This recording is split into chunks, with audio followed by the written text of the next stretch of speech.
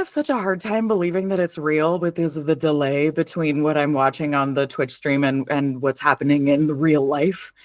But hello, hi, it's me again with your chaotic Sunday night news. It's Rough Magic. We're playing Giantslayer.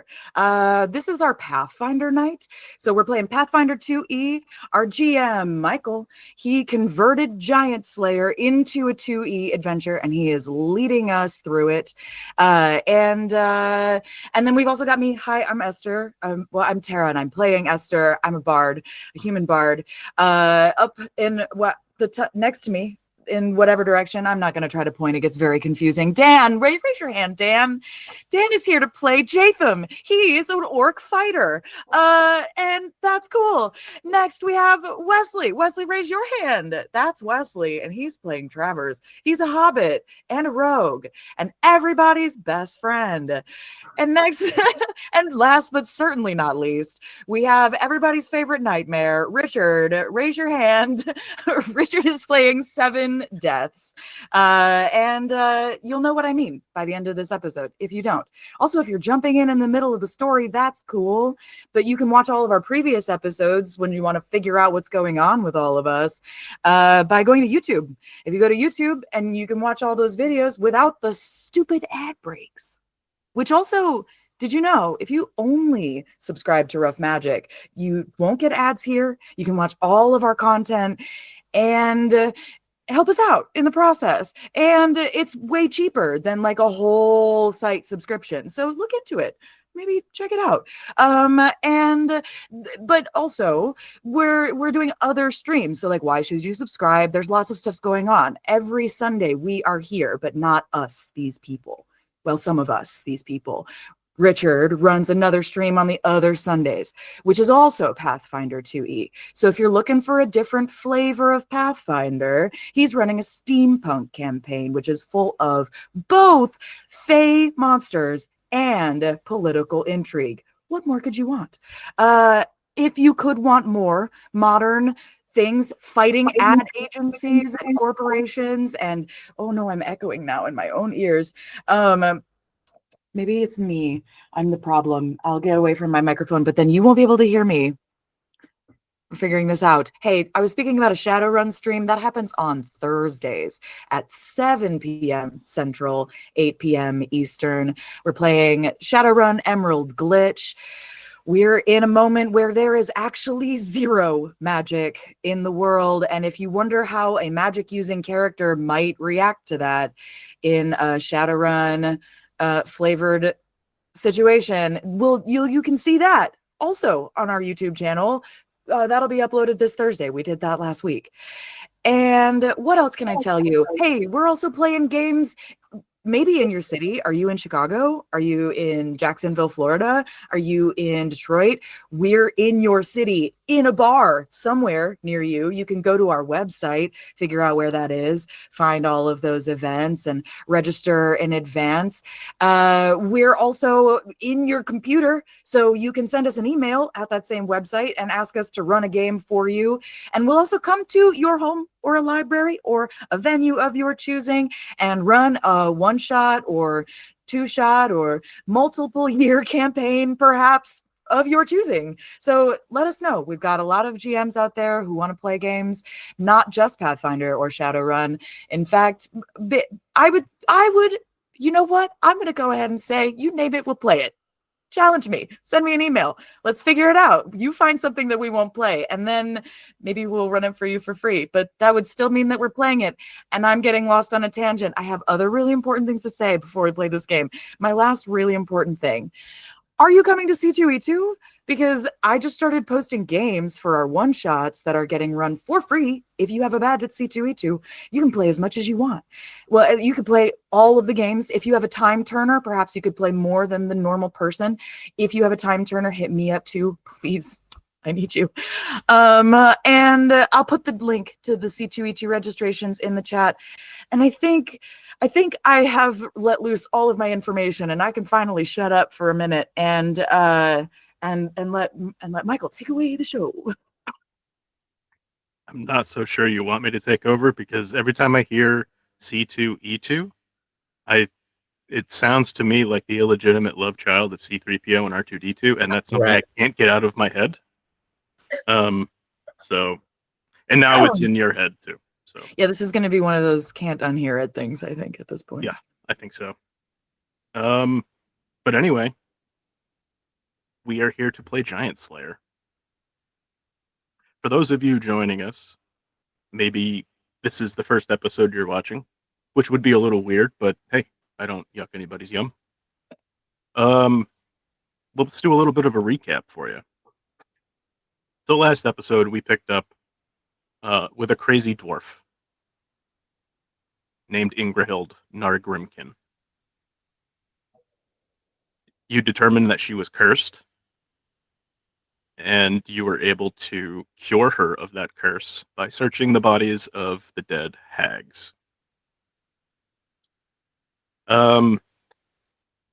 She explained what happened. Her and her party, they're out looking for the tomb of her ancestor, Nargrim Steelhand. It's the location of which has been lost to time. So at this point, it's a spray and pray situation with them. They're going to many different places, hoping to find clues. So far, no luck. They encountered these witches in the swamp. They managed to kill 2 of them. A third one, however, cursed Ingrahild and ran off with her brother, Umlo. Determined to save Umlo, the party followed the tracks for several days in the opposite direction that they needed to be traveling. Can I just say, sorry about that? That's my bad. That's Travers' bad. As was pointed out several times, it was a party decision, so it's not all on Travers. You guys did your best. Travers could have done better, but y'all did. Travers on that, but thanks, Jaytham. You follow the tracks several days, at which point they terminated on the bank of a river.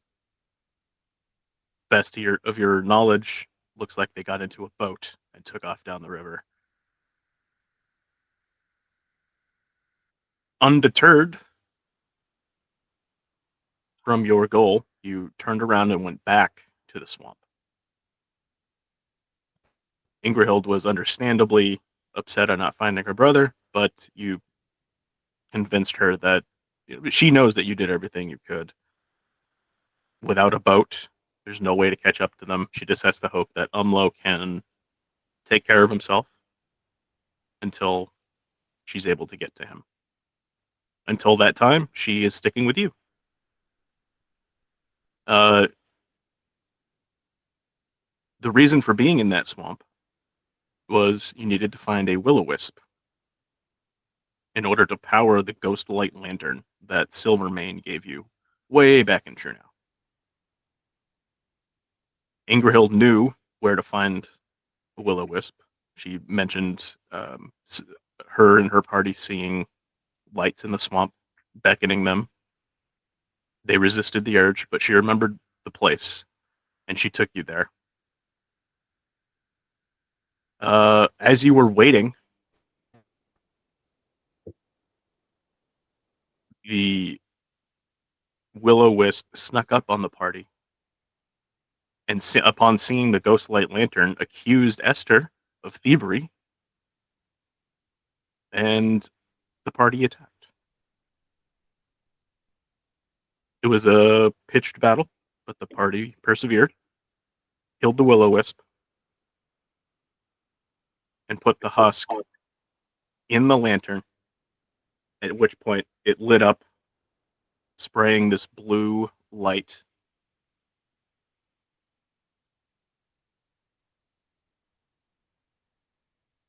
There it is.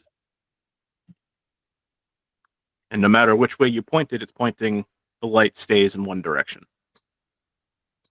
leading you further, deeper into the swamp. And that is where we're going to pick up tonight.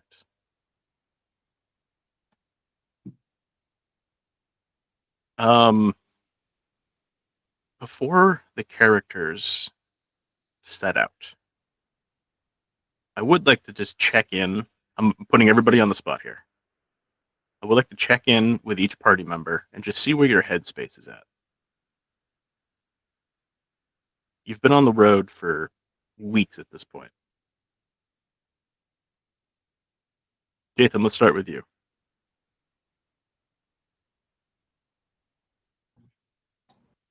Oh, thank you.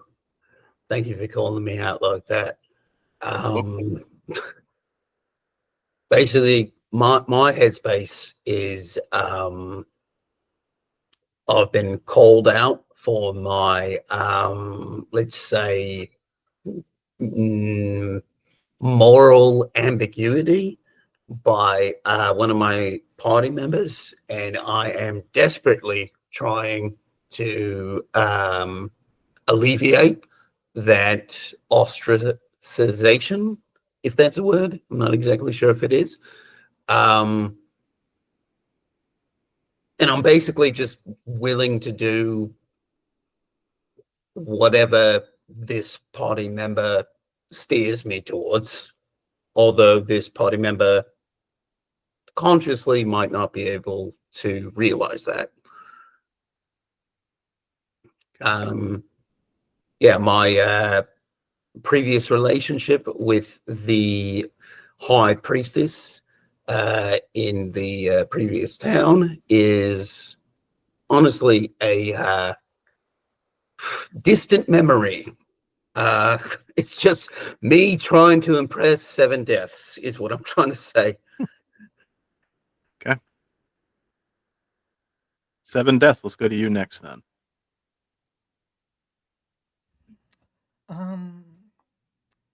I think Seven's headspace is... God. Sorry, I bet 7 deaths inner monologue is just screaming, just shrieking. You know what? No, it's actually the exact opposite. Because Seven's headspace, he has a little like mind palace where he goes, and it basically looks like the eventual heat death of the universe. So it's just him over there, having these conversations with with his twin brother, just having these chats and conversations, talking things out. I think a lot of the conversations really have been his brother trying to convince Seven to just murder everyone that he is currently around, and Seven just being like, no, it's fine, maybe one of them, but the others are fine, won't need to. And his brother comes back at him with some thoughts of like, well, one betrayed you, the others probably will, they don't deserve it, you need to punish them all. And Seven's just cool and chill, it's fine, I trust them, I give everyone a chance. And I think a lot of that is just this constant back and forth that's going on in Seven's mind. And he is looking forward to finally entering this chamber where he can hopefully procure everything that he needs to be to stop these giants. I'm so glad I asked. Esther, let's go with you next. Especially after this last trek, the long trek of trying to help someone who was just like in a really bad way, and trying to help them like just find their family, and being set so far off course, Esther has kind of realized how far she's let True Now drift from her mind. Like, there is almost an element of like falling into so much trouble along the way and wanting to help everyone the best that she can, that she becomes alarmed at like how far the thought of True Now is, because it was everything to her before. And there are some nights that she forgets why she's out there, other than to keep these people alive and to help them in their quest. And now she's got a dead will-o-wisp in a lantern pointing in the darkness. And I think there's like, you know, a moment of like feeling a little grateful that there's finally a course that she can see and follow, and that presumably leads to what is best for True now. But she's feeling far from home.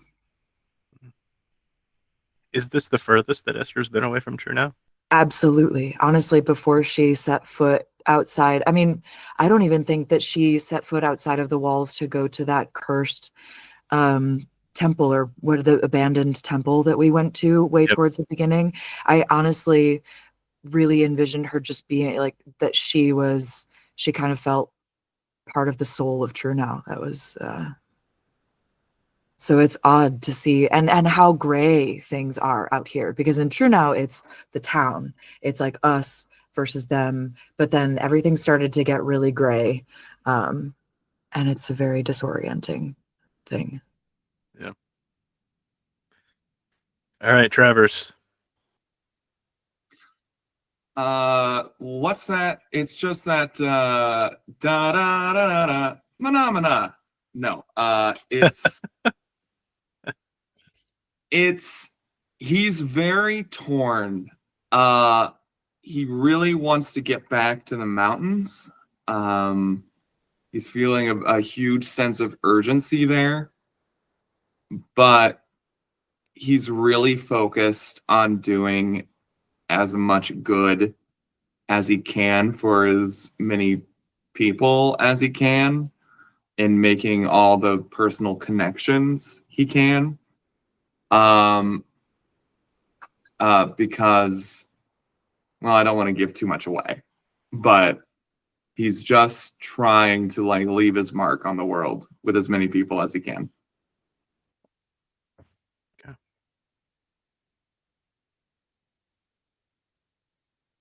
So, I like to do little check-ins with the characters every now and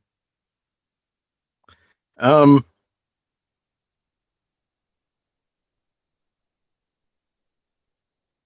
With Ingrihild in tow,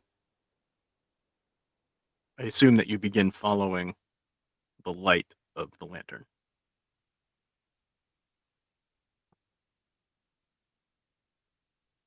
Seven, can you roll a perception check for me?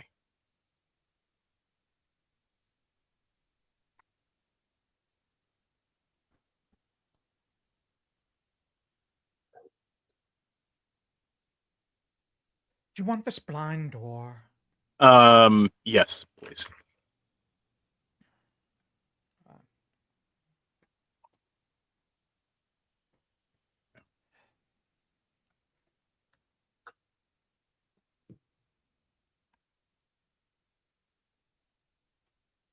As you're leaving, it's very close to dusk, but the sun has already set below the canopy of the mangrove, so everything is very dark in here. You happen to notice this flickering light over your left shoulder, and when you turn to look, you see the image of that elf, the one that the will-o-wisp had assumed a couple of times during your fight. If I can find the picture, it's the elf with the 4 ears. Mm. Kind of looked a little bit like Hume Cronin. I don't know if anybody else noticed that, but I don't know who that is. I don't either. you don't know who that is? guy. Well, it's that guy. It's that guy. You see this ghostly image of him, and the image begins to fade and dissipate into the darkness. And as it does, you see a scene play out before you within that energy. Can I say before you describe the scene that everyone probably would have noticed Seven's hand just snap and bones pop, and just instead of like turning, his entire head just like rotates like an owl to stare at something behind him. Yes. As disgusting as that is, that's what happens. The cracking of the bones kind of pulls everybody's attention, and everybody can see the energy. The Seven's the only one who's able to see the images within that energy. Oh. You see that elf walk into a clearing amid stone menhirs arranged in a circle. He lifts his hand and snaps, and you see a campfire in the middle of that circle illuminate. He's panting heavily. He's covered in dirt and grime and blood, and he's walking with a limp, very pronounced limp. And as he enters the firelight, he uses it to check a wound on his hip. And you can see blood sheeting freely down his right side, down his leg.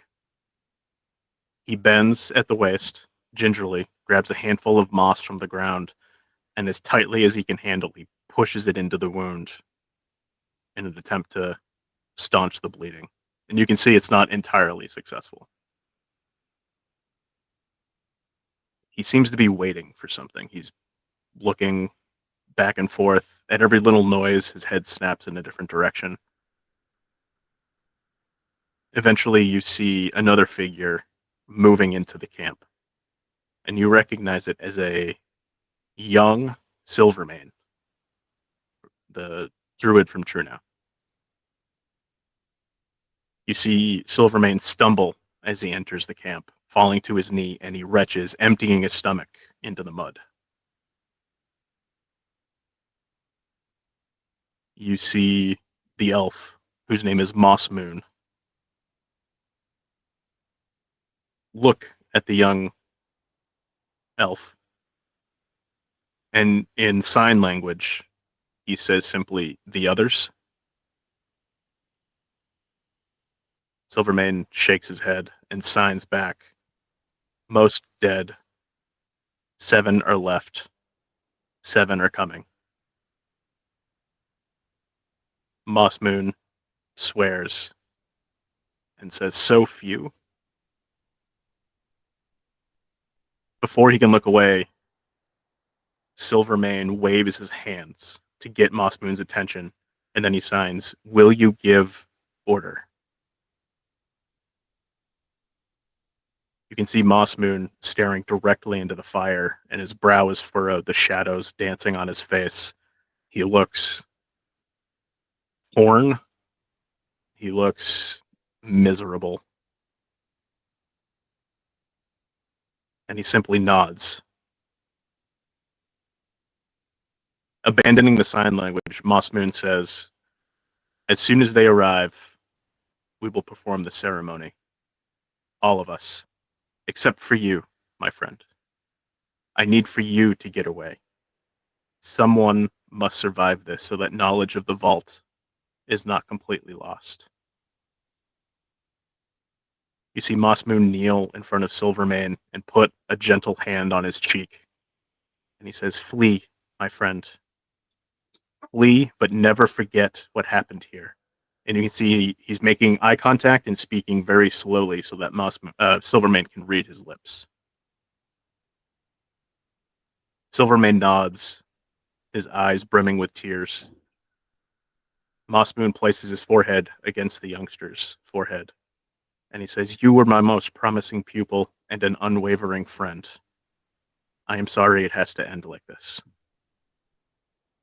You see Moss Moon stand as he hears footsteps coming into the firelight, and you see 7 figures, all elves, all druids, running into the clearing, all covered in mud, blood, various injuries all over.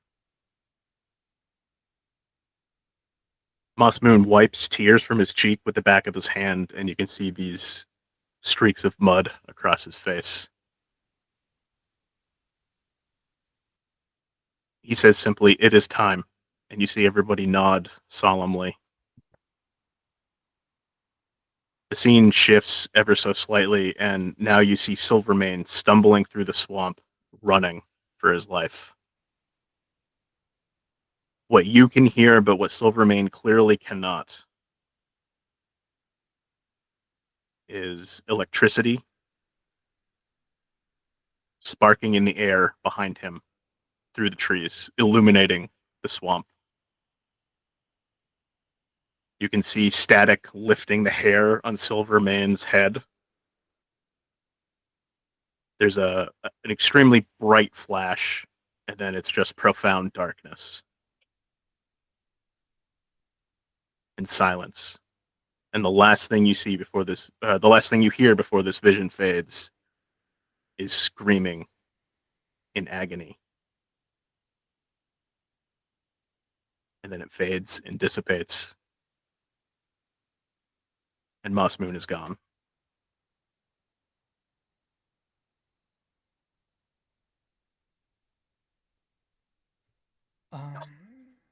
Seven's head just rotates back the other way, popping the bones as it does so. And it's gonna look a little curiously at the group. He will. Yeah, I think Seven's gonna say, did you all see that, or just this one?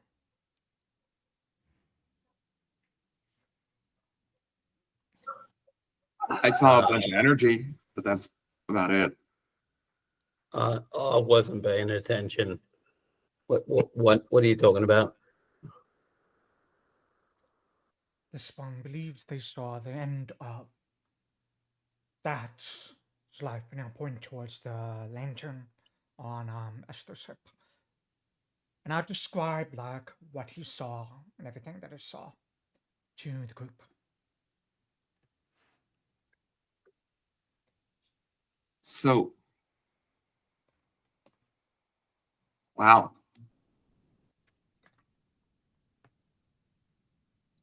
Why did they do that?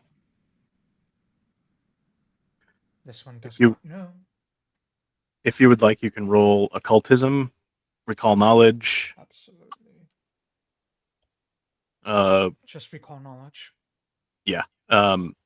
Esther, if you want to do And Bardic I'm gonna have lore. Oh, Bardic lore. I could do that. Yeah.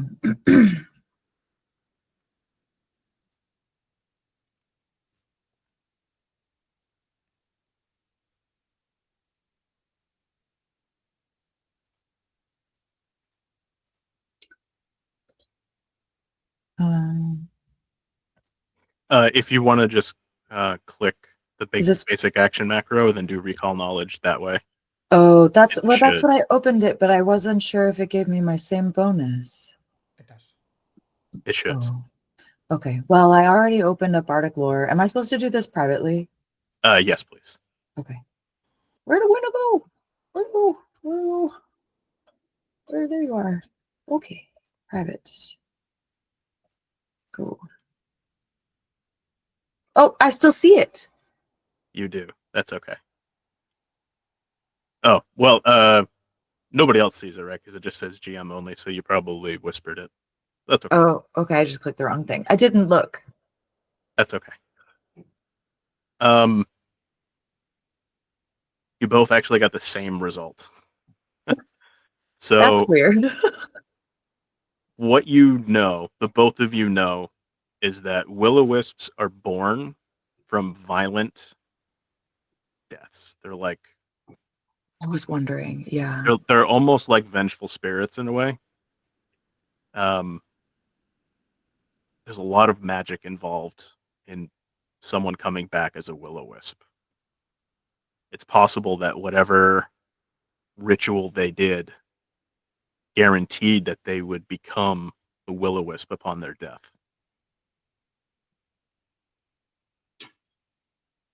Why they would do that, you're not sure.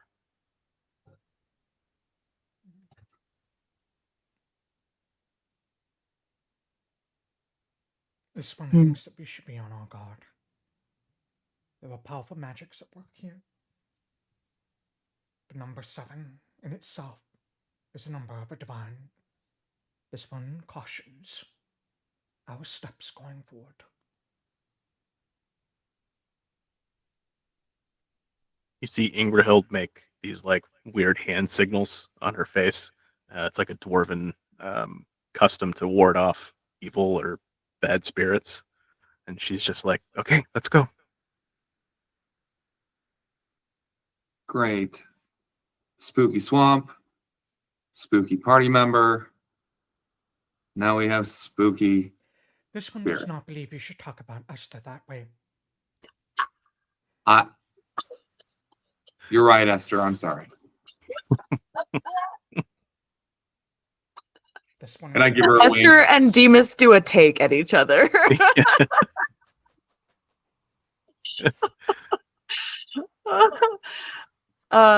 And I think I'm carrying the lantern, right? Yeah, I guess you I don't just have to be, but you were the one holding it last time. I have, and maybe my role won't be good enough to tell me this, and maybe that's why you didn't say it, so it's okay. But I do feel curious about if, like, can I just get a clarification about the moment when the 7 elves and druids came in? They were coming to hurt him, right? They were against him, even though they No. seemed like they. Okay. No, No. they seem to be from the same order, wearing Oh, similar garb and stuff. Okay. Yeah, you got the sense, or 7 would have gotten the sense that they were allies. Then who hurt the one who was running away, and who was he running away from? This one believes that perhaps they were trying to ward against the great evil. And that thing is what caused the harm. Why would? And they said that he had to be the one to keep the story in case something bad happened to the ritual. Am I making more a meaning out of this than I need to be? Moss Moon told Silvermane, "You have to survive this, so you need to leave." And then And he then died. As Silvermane was the one running away, Oh. and behind him was the ceremony. Presumably, whatever they were doing happened behind him while he was running away. We don't So even know. Silvermane was sent to keep memory of the Order alive, while Moss Moon and the rest of his allies did whatever they did. Silvermane did not die. He's the one from True Now. Maybe Who got zapped? I'm so maybe sorry. Maybe. That was Moss Moon. Yeah, I was gonna say Yeah, yeah. maybe it was them. Silvermane's back in Chino. Got it. Silvermane's the deaf mute druid who you saved Got it. during the siege. I got. And he's the one who gave you the lantern to bring you here. That makes sense. I got confused when you said that he couldn't hear the electricity that was building, because and then I thought it was like centering on him, and he was gonna get got because he couldn't like avoid it. No, Okay, that was just because he's deaf. He wouldn't have been able to hear it. He wouldn't have known that they got. Yep. Got it. Okay. Thank you. I was a little confused, and now I am with us again. Okay. It's meant to be ambiguous. It's a vision from the past. But it is not important to our story, which also makes me feel better that I got clarification. Okay. Esther feels the same and presses forward. Okay. I'm not going to make you roll survival checks because you have a magical lantern pointing you exactly where you need to go. Can't get lost. It takes a couple of hours, especially having to trudge through the darkness. Eventually, you find yourselves. Now, let me transition to darkness here first before I activate it.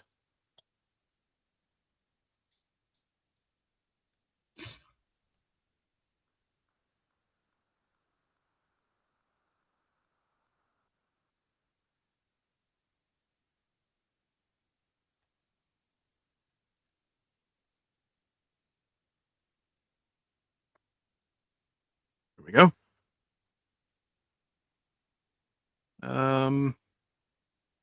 At this point, I'll say nobody should be injured. I know you kind of just left a fight, but you would have had plenty of time to recover with medicine checks and all that. Let me heal everybody up. Yep. I would have healed everyone up. Sure. Is anybody else seeing just a lot of black? Yeah, I was going to say that I can see. the Twitch Yeah. shows like a map, but I'm Yeah. just seeing. It's because you guys don't have dark vision, Oh, Oh, and you guys went at night, so it is dark. But yeah, just watch the stream. You Can could wait until Can we put like the light because Esther has a lantern going right Oh, now? the ghost light. Oh, yes. I sure can. Token light radius. Let's go.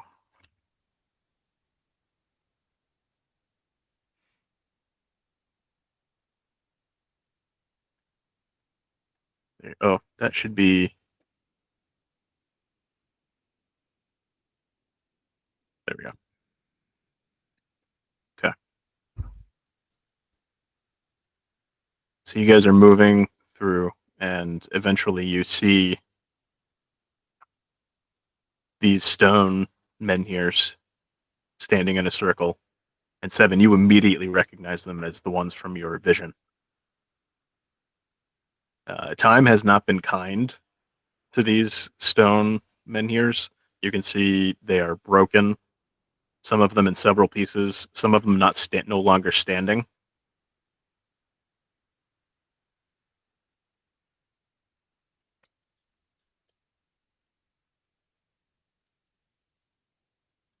What would you guys like to do? This is your...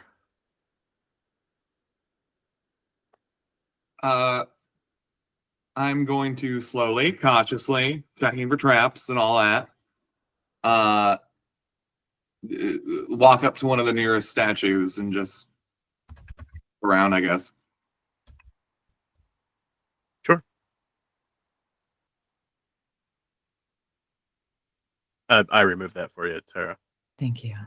I didn't realize that all these effects were still on the tokens when I dragged you guys out.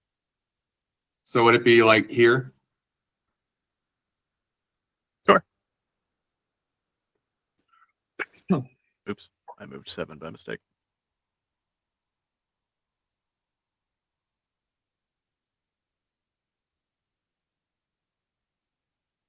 Would you go ahead and roll perception? Blind or Blind, please. Yes. And anybody who's doing searching can roll this. did I do it? I don't see a roll from you, but I see a roll from 7. Okay. Oh, there's yours. It came in. We're good. It was just on a delay. I'm not going to bother rolling for Ingrahild because all of you rolled very well. Whee! Yay!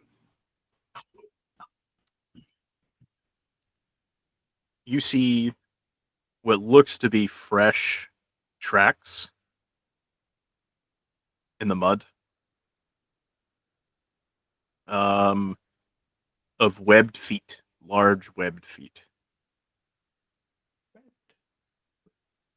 They are very fresh. And they appear to be almost like overlapping and in a continuous circle around the stones. Looks like we're dealing with some geese. Yeah, Jaytham. Big monstrous geese. Just point me in the direction. I love eating a nice fresh goose. Yeah. Are these beach like? I'm going to assume they're not goose sized and actually bigger, but are they like human size or are they bigger than that? They are bigger than that. This one thinks that they could perhaps be the same creatures we fought on board the barge. Or some really big geese. This Jaytham, one thinks it could be the same creatures we fought aboard the barge. Fine. Jaytham, if it's any consolation, you can probably eat them too. Oh, I intend to. You're a weird guy. Whatever we kill, I'm eating it. You're a weird guy, Ace. Weird guy.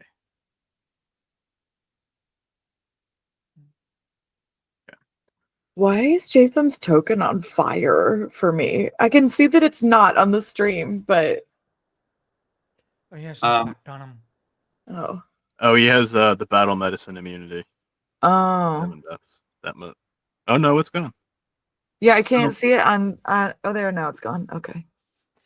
There was another effect. He removed it. Um, The tracks are in a circle. Can we see what's in the center of that circle? it looks like a very large stone. It rises up out of the mud a little bit and then is flat on top. If I walk around the same path that those footsteps take, can I see where they come in or go out of the forest around us or the swamp around us? Unfortunately, you don't have time Oh, Oh, because those dice I rolled were stealth checks, and they rolled very well. oh, we're about to fight some geese. Coming out of the swamp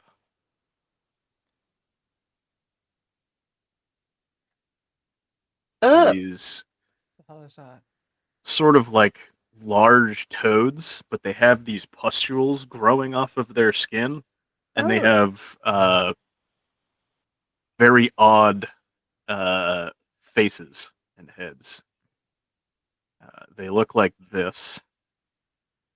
I wish they weren't so cute, because they're terrifying. uh Those are oh. not cute, Michael. They're not cute. That's not cute. They What? are. Look at them. That's not. No. They look adorable. Yeah, I would keep one. They have very prominent Smiling. nipples. I'm just gonna say that. They do. Oh, yeah, I was there is hoping that. you wouldn't There's notice very that. prominent nipples.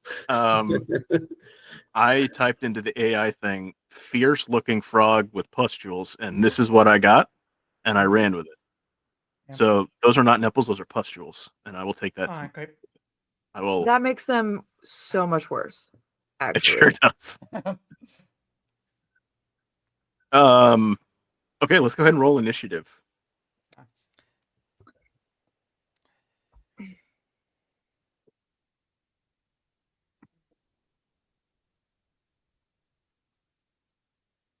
Oh, great. Cover a spell slot.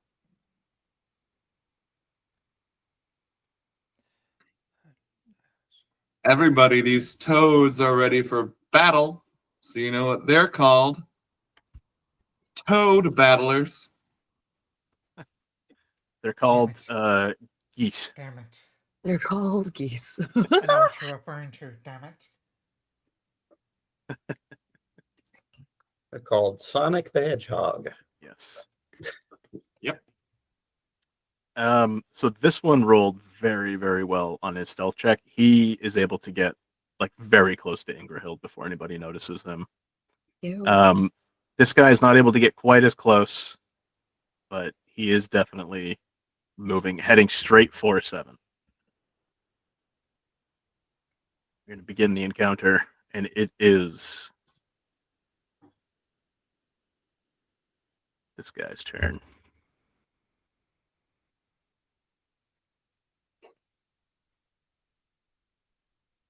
Is he 10 feet? No.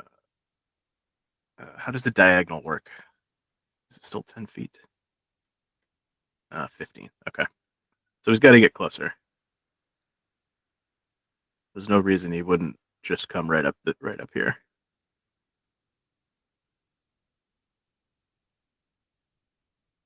He is going to try to bite. 7. That's fair.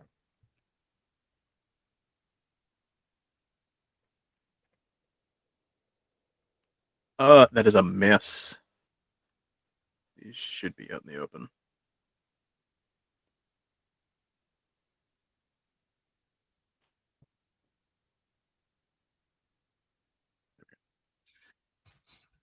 And then he is going to lash out with his tongue at Jaytham.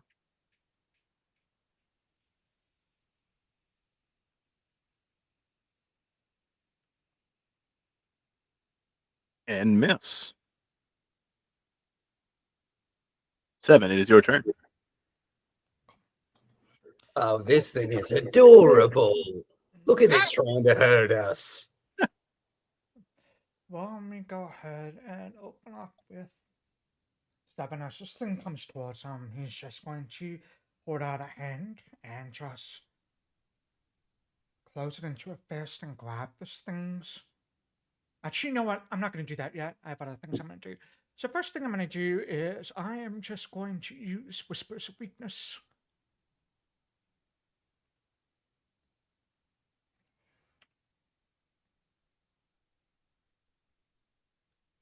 I would like to know any weaknesses it has as well as what saves lowest.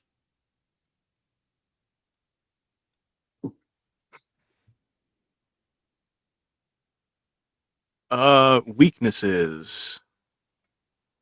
Doesn't have any weaknesses, but what I will tell you is they are resistant to acid damage. And his lowest save is will. Well, alright. In that case, knowing this, why don't we go ahead and drop a fear on it? Uh-huh. This one believes their minds are weak, and cast fear on that.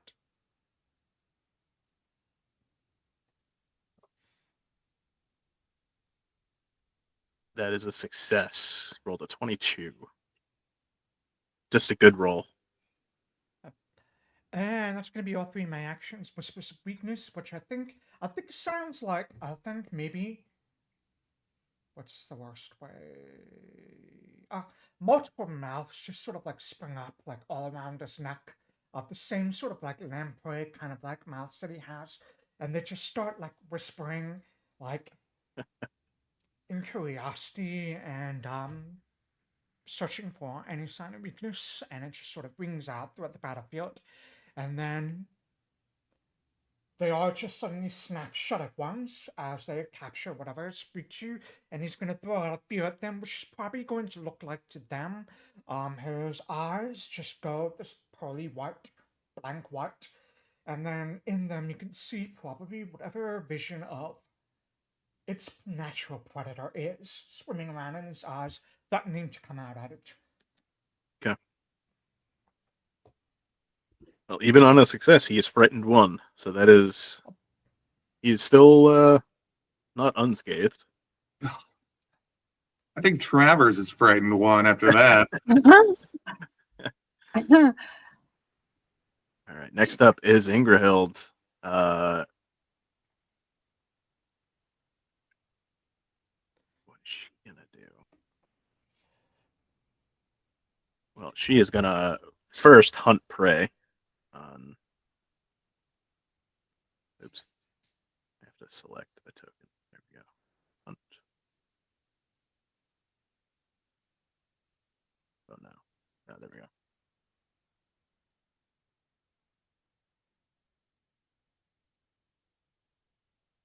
Oh no. Oh no. Well, Tara, you have the stage. It's me and Dan. We're the double-headed GM. Oh, Oh you got the no. stage- got No, the you stage now. changed it. Ingrahild wins. It was gonna be a whole And- bit. We defeat all the monsters, and we get away. Yeah. And all of us get 1,000 gold pieces and a hot tub. You got it in under the wire. A hot tub. You said it. No, I said it. It's It true. made it. It's true. It's... I have to go with it because I wasn't there. Yeah. Richard, we got to fix that. It keeps asking me to re-enter the credentials for some reason. It just keeps kicking me out. I don't know how. I don't know what's happening. But anyway, Mm. Ingrahild whirls on this guy, hunts prey, quick draws her bow, and is going to take one shot.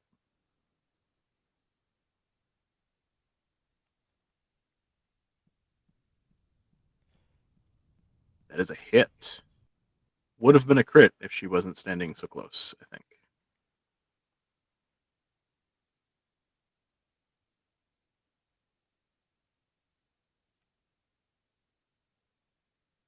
That is 9 points of damage to the toad, and that is her turn. Esther, it is your turn. Okay. I am going to draw my sword, which I don't think I had done before this. So I use my first action to draw my sword. I lift the will-o-wisp lantern like high above my head, which I'm already very tall. And I say something clever, but also inspiring. I'm not singing for this. I'm not chanting, but it's I can't think of it right now, but I'm a cool bard and I say something cool and bardy and I cast Courageous Anthem. Cast it. Do it. Go. Oh, I did it twice. I didn't mean to. I'm so it's fine. I want to place my emanation. Thank you. Just want it to shine for just a minute. And then I am going to use my last action to also say something cool and inspiring and bardy to Demas, and send him over. He's going to use his action to run around. Please run around. No. I don't want him to get pustuled. You know what? He's gonna be fine. He's gonna help Ingrahild out here. He's got 40 feet of movement, so he's just gonna go like here. Okay. And then he's gonna try to bite the guy. Or at least to scare him. Or is that a different action? Can I try to scare him instead of biting? Because I'm afraid of him getting poisoned. Yeah, you can do intimidation. Yeah.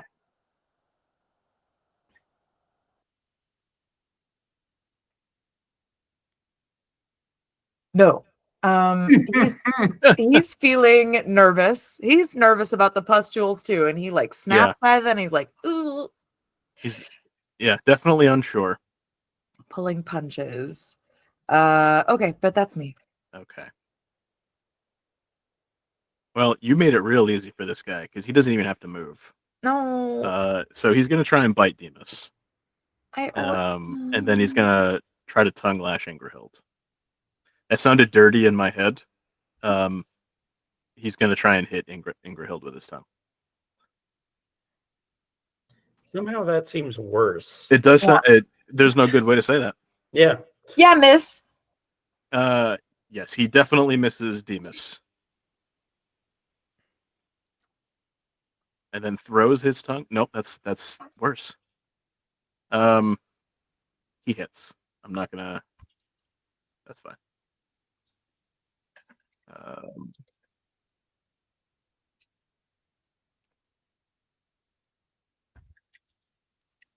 The creature hit by the giant's toad tongue becomes grabbed.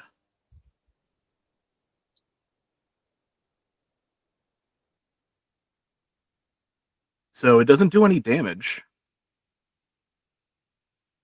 He just reaches out with his tongue and wraps Ingrahild in it.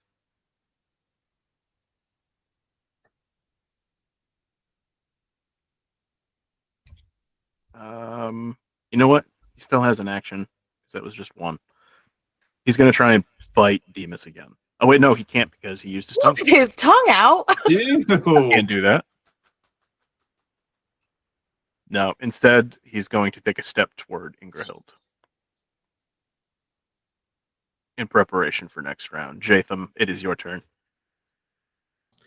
Is this frog in front of me already intimidated? He is frightened. Oh, he's frightened. Yes. Okay. All right. Well, in that case, I'm just gonna first action 1, 2, 3, 4, 5. Move Okay. over here. And second action, I'm gonna raise my shield. And third action, I am going to hit it with Agramash. Sure. Oh, sorry, I didn't target it, but it looks like it might be a miss anyway. That is actually a hit. Oh, great. All right, so Because and of frightened. oh, that's not bad. 13. 13 damage. Yeah. Toad. 7 and Esther. Can you please roll a fortitude save? Oh. Damn it. Oh, but I think they are. Oh, God.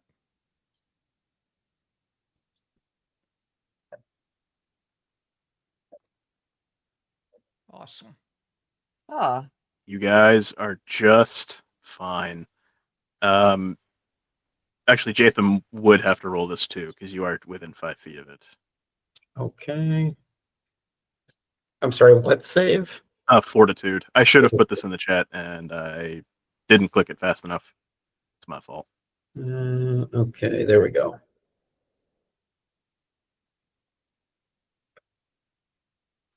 Oh, Jaytham. So you hit it with the hammer. You deal 13 points of damage. However, the hammer pops one of the pustules and spreads this poisonous goop in a 5-foot emanation from the creature. 7 and Esther, you're just fine. Jaytham, you get covered in this stuff and you are stupefied 1. Oh. And I say, oh, grody. Oh, that was gross. Oh. You sure can. So for those of you not aware of stupefied, you take a status penalty equal to this value, which is 1, on intelligence, wisdom, and charisma-based checks and DCs, including will saves, spell attacks, spell DCs, and skill checks. Anytime you attempt to cast a spell while stupefied, the spell is disrupted unless you succeed at a DC 6 flat check. Or a DC luckily, I'm pretty equal to 5 stupid plus to you're begin with. stupefied. Yes, that would have been devastating on 7 and Esther, not so much on Jaytham. Yeah. And it sounds like, correct me if I'm wrong, but Courageous Anthem can kind of contradict a lot of that to at least make it so that you are For the saves against fear and attack rolls, I don't know that it. Well, I guess a spell attack roll is still an attack roll. Yeah. That was 2 actions for Jaytham. No, that was 3. Moving, putting up my shield, and attacking. Oh, So I that's missed everything. the shield part. I Yeah. missed the shield part. Okay. Travers. All right, I'm gonna try something. I'm gonna pull out my sword. That's 1. I'm gonna move here potentially. Okay. What I want to do is I want to sever the tongue from Ingrahild. Sure. Do I just a normal hit? Yes, go ahead and roll an attack roll. Do I need to target them? No, because the AC of the tongue is different than the AC of the toad. So just roll an attack roll and we'll see what happens. Well, that's going to do it. That is a critical hit. Hey! Just because it's a critical hit, go ahead and roll damage. You're going to do well more than the tongue has. I just hit damage. Hit critical. Woohoo! Yeah. Here we go. 34 points of damage. You hit this tongue so hard with your rapier. You slice it off, and not only did you slice it off, but you like hit the root of the tongue deep in the toad's mouth. Normally these tongues would regrow. This one's not going to regrow. You essentially ripped the tongue out of its face by the root. It's not really how that works, but you got to reward a critical hit. Hell yeah, you do. I mean, you still have an action. Oh wait, no. Nope. Draw, move, attack. You're good. Don't try to trick me, Travers. Sorry. I am a rogue. You are a rogue. Good point. All right. Next up is the other mutant toad. Well, he's got 3 attacks and he's got 3 enemies right in front of him. So he's going to try and bite all 3 of you. Well, he might use his tongue. No, that sounds really bad. He will attack with his tongue, Jaytham, because Jaytham did a lot of damage to him. So he's going to bite Esther and 7. Esther first. Jaws. No. Yeah, that's a miss. Goes to 7.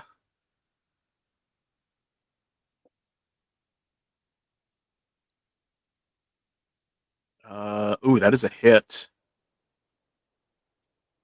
He's going to opt out of the grapple though, because he wants to try and grapple Jaytham. So 7 is just going to get 9 points of damage. I also need a fortitude save, please. Oh my gosh, the worst part about this that I'm imagining is like those teeth were set so far back behind the gums. You're also getting like gummed at the same time. Oh yeah. I'm just kind of reflecting on how many enemies we face that Michael's invented that have vicious Come tongues. on. A 20, Michael? No, that was Richard. That Oh, was Richard. Yeah. Critical success. Richard, not only Good job, Richard. Not only do you resist this poison, you kind of like it. You're immune to it for the next 24 hours. I don't like it. So here's the fun thing. Because my force vitality, I don't actually take any damage. It just like moves like some magical shield I had around me. So this one just Seven is just gonna like giggle as it tickles him a little bit, as it gums him. As it gums him like around his arm or his chest or whatever he's biting. Just Seven just lets out this like really, really creepy like child doll like Ew. giggle. Uh, That tickles this one. I love it and hate it at the same time. It's awful. I should have done this the other way. Yep. Oh wait, no, I couldn't have because he can't bite when he has someone in his tongue. He's gonna try and grab Jaytham. Needs a good roll. Critical miss. You are adorable. This one agrees. blushes. He blushes just a little bit. Green cheeks go a little red. 7, it's your turn. This one does agree it is adorable, but this one has more important things to do, so this one is just going to simply grab this thing's skeleton and try to push it away from him with his second rank bone shaker. So because I succeeded on my spell thing, I get 1 slot, so I'm gonna get that slot back. Spell surge or whatever it's called. Give me that slot back. Let's target this. So let's do bone shaker. We will do 3 actions. Ooh, all right. There are no slouch at fortitude. Let's see what happens. Natural Okay. 20. Critical success. Unaffected. That is unfortunately has no effect. I think 7 just like maybe he probably remembers the ticklish feeling, and he just like and just like fucks up a spell that way. He secretly wants him to do it again. Fortunately, that was all 3 actions. I wanted to get it away from me and Esther, so we wouldn't be in danger of the stupefied, but oh well. I'm stuck there. Yeah. It is Ingrahild's turn. She shakes off the bloody remnants of the tongue. Does like that girlish scream, "Ew," and runs away 30 feet.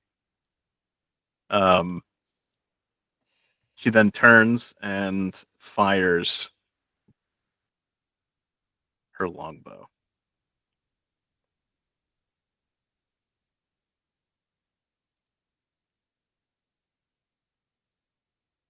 That is a miss, unfortunately.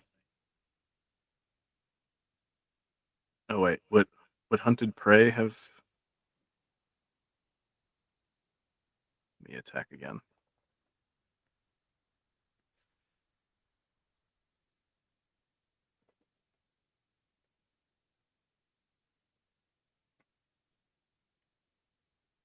No, they wouldn't have affected that. Okay. And then shoots one more time and misses. Ingrild, you got to do better if you want to stick around. Esther, it's your turn. Yeah, I personally do not wish to get glooped on. So, oof. I'm gonna step back. I'm gonna go 5, use one action to. Can I like step up on this rock? If I like, The ones that are broken, you can. So yes, I can. Yeah, Yes, those great. are flat on the ground in pieces. Perfect. I'm gonna go over here. I'm gonna keep. I'm gonna use my second action to keep up with Courageous Anthem and say something cool and bardy. I won't make it extra sparkly. It's sparkly enough out there. And then I am gonna go ahead and shout to Demas, sort of to like make sure that he stays out of the way. And I think that he's actually, can he come up over here by me? He's gonna use his action to like come up over here by me, and then I'm gonna get him to do more barking and try to scare this other one down here again. Sure. Yeah.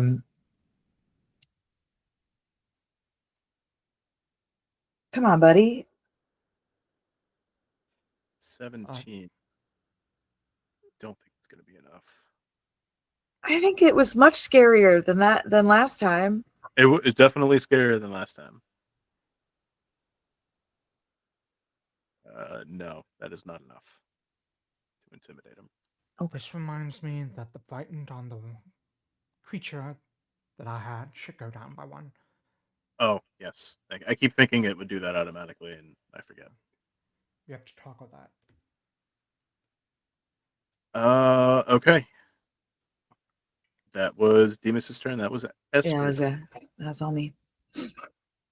Well, it is this guy's turn. Travers, luckily for you, it cannot do the tongue thing. However, still has a working set of jaws. So it's Bring it gonna up. try and devour you. Yeah, that's a 26. That's gonna hit. And Oh boy.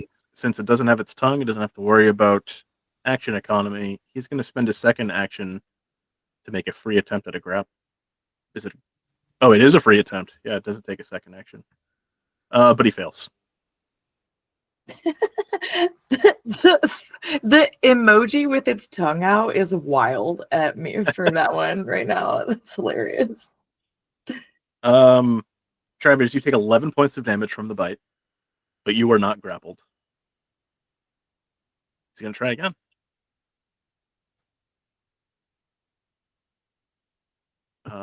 Miss. Third action, another attack. Oh, he's got you. That's a 21. He's going to try and grapple you again. And got it. Travers is grappled in the mouth of the toad. Great.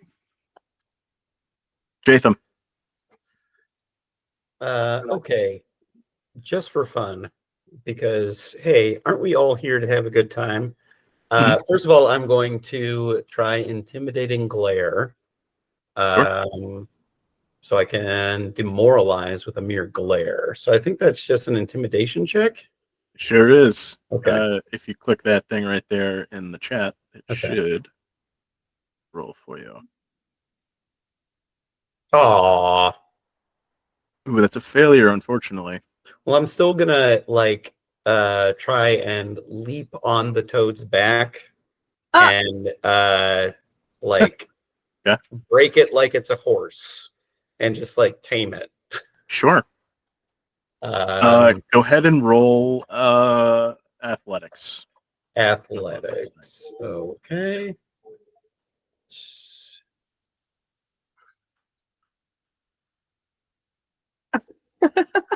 Yeah, you're on its back. I need Okay, you to I'm just gonna immediately roll another fortitude save. Sorry, you need me to roll another Yes. fortitude save? Okay. Anyone who comes in contact with it or is within 5 feet of it when it gets hit has to roll this. I think the toad looks behind him at Jaytham and says, "You're adorable." I didn't know you could talk. That is It a doesn't. failure.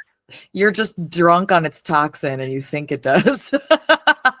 Can I use So- a hero point on that one? You sure can. Okay. Remind me. If how you to do fail, you will be stupefied 2 and confused 1. Confused Okay. for 1 round. that? Okay, so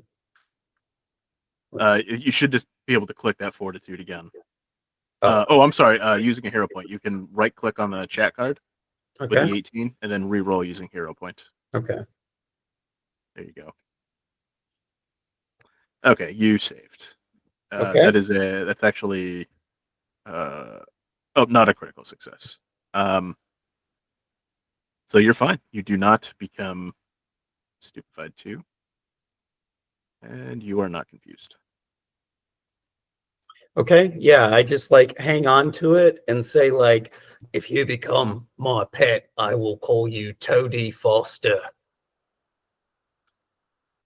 Toady Foster. Oh my God, Wes, your head disappeared. What happened?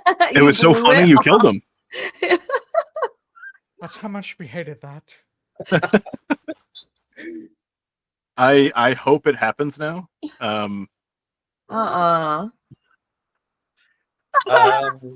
Yeah, I believe you have 1 action left. No, you know what? Toady Foster, you lost your 3rd action. Okay, fine. Yeah, no, that's fair. That's fair. I still am on top of it. Okay. Travers, you are in this thing's mouth. I do also need you to roll a fortitude save. Yeah, figured. Because not only are you touching it, you're in its mouth. Great. Click that thing there in the chat. Great.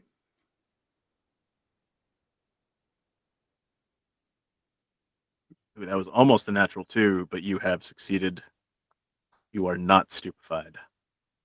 All right. Awesome. So can I start escaping now? You sure can. Great. Just need an athletics check against the DC of this fella. Athletics, huh? Yes. Oh boy.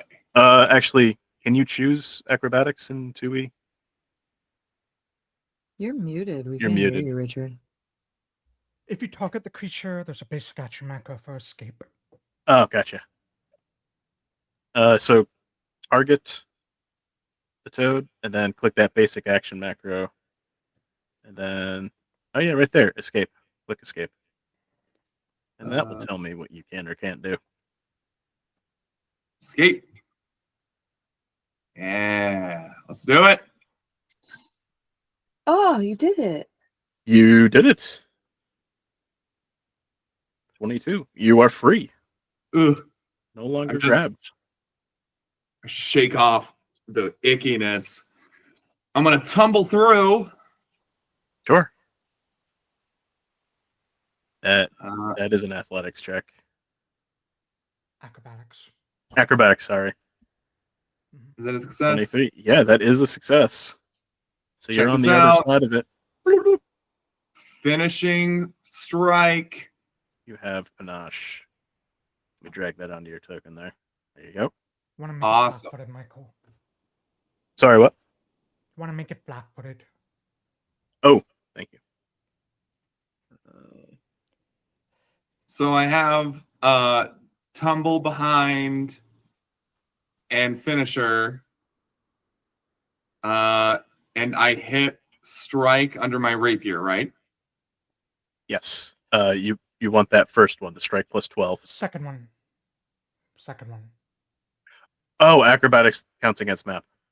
The The escape. tumble through. The escape action counts against. The escape does. Okay. Okay. So you want the plus 7. Here we go. Can I re-roll that? You would, if you want to use your hero point, you sure can. We will be breaking here shortly, so you'll get it. What about halfling luck? Can I just use that? I don't remember halfling luck in 2E. Let me take a look at it. You can Trigger, you fail a skill check or saving throw. Is an attack roll a skill check? I don't Oof. think so. So you can use your hero point. I mean, I might as well. How do I re-roll with hero point? So on the chat card where you rolled the 11, just Uh-huh. right click on it, and then click re-roll using hero points, and it will deduct it from your sheet and everything. Oh my god. Right click. I'm not seeing re-roll with hero point. Am I supposed to click on something in particular? Nope, just right click on the chat card. Yeah, it's not popping up for me either. Huh, it is for me. That's weird. I'll click it for you. Right. There you go. That's a good use. That is a success. I'll take that. Go ahead and click on that damage. Just making sure I have everything clicked. There we go.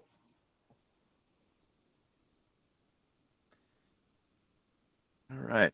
Could have been better. There's 2 1s in those D6s, but 18 points of damage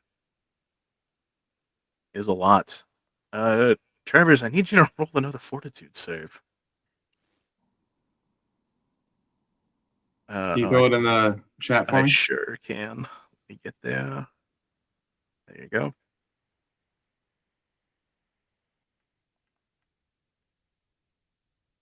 That is a failure. Now I can use halfling luck, right? Yes, because that is a saving throw. Reroll. Just click reroll and keep new result.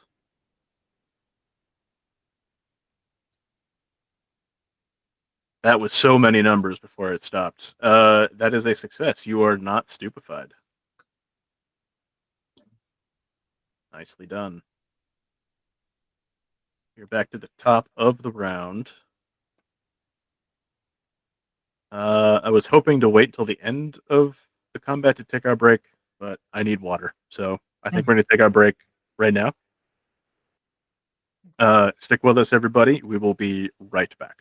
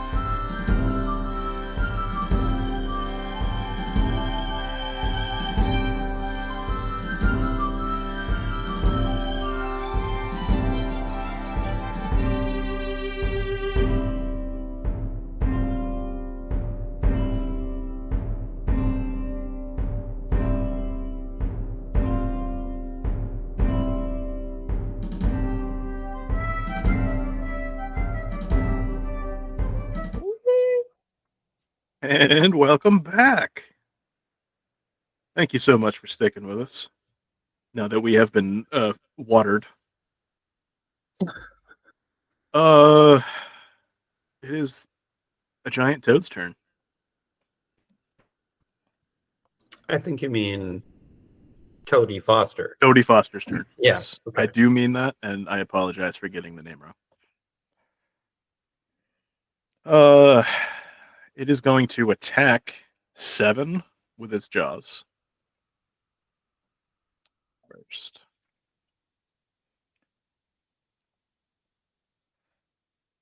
Oh yeah, it's got you. That's 25.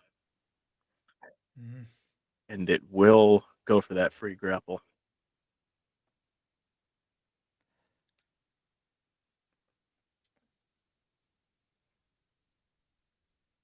Oh yeah, that's a success. 7 has been grappled in the jaws of this thing. Unfortunately for 7, it now is going to try to swallow you whole for his third action.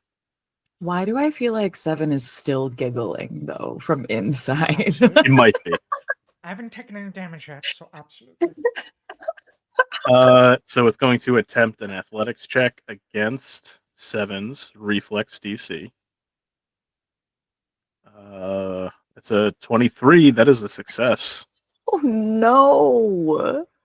Does the fact 7. that Jaytham is on top of this thing and riding it like it's a horse have any effect on any of these actions? Cody Foster will get to you in a second. Just be Okay, patient. fine. All right, got it. You just have a front row seat, Yeah. Okay. and you can feel the throat constricting between your Mhm. legs. The toad should Ew. technically be grappled, but even with that penalty, it would still hit, and it would still Yeah. affect me. Yeah. So 7 has been swallowed, which means the monster's mouth is now free to bite again if it so chooses next turn. A swallowed creature is grabbed and slowed 1 and has to hold its breath or start suffocating.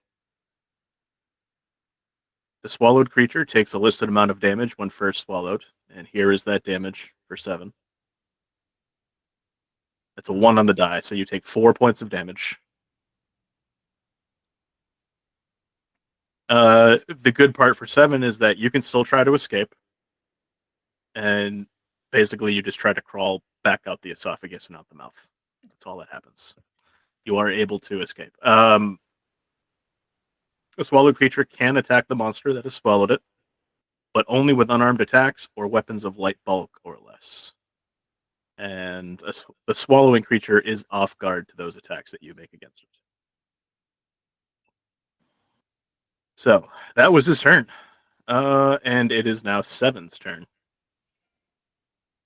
Is he still giggling? Not anymore. Mhm. He doesn't like enclosed spaces. He only has 2 actions to try and get free. What do I have? What fun stuff can I do? So I'm not restrained. I'm only grabbed. Is that correct? Correct. According to the readout of the skill, yes. Great. You are not In restrained. that case, I can still cast spells. Mhm. So I'm gonna go ahead and do that. I only have 2 actions though. Yeah, that slowed is what's gonna hurt you. Is it off guard to me because I'm inside if I'm trying to attack it? Yes. Yes, Can you put off guard on him then? I sure I'm going can. to do that. Off guard is right there. Or I guess it was, yeah, off guard, sorry. 7 in a panic is just going to have his hands and he's just going to reach up into like this creature's gullet and attempt to just tear it apart. He's going to cast flings from the inside. You grab that little uvula thing. Just give it a tug. Okay.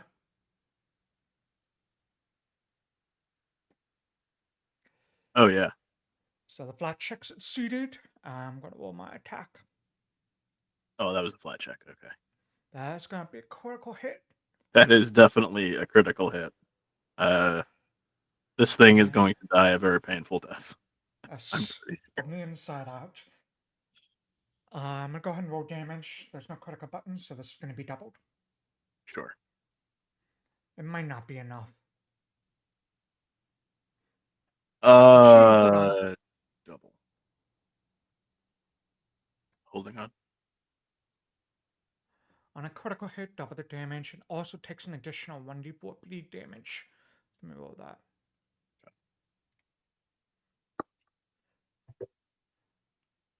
Did I roll the right one? Yeah. Alright, so it's gonna be, that's all. So it's gonna be 22 points of damage plus 3 bleed damage. He is still up, but he's bleeding. Just like this green ichor. How do you pronounce that word? Ichor coming out of its mouth, and blood just. I believe I lose 2 rounds of air. I'm double checking. Yes, I lose 2 rounds of air max, and just for your knowledge, I have a maximum of 7. Okay. So I'm down How, to 5 how rounds of poetic. air. How poetic. Oh. All right. It is Ingrahild's turn. She was standing right by Seven when he was swallowed. So she is going to turn. Well, actually, she should move 30 feet away, so that she doesn't take the volley penalty. I think that is enough. It is okay. She is going to attempt to save Seven by shooting the creature.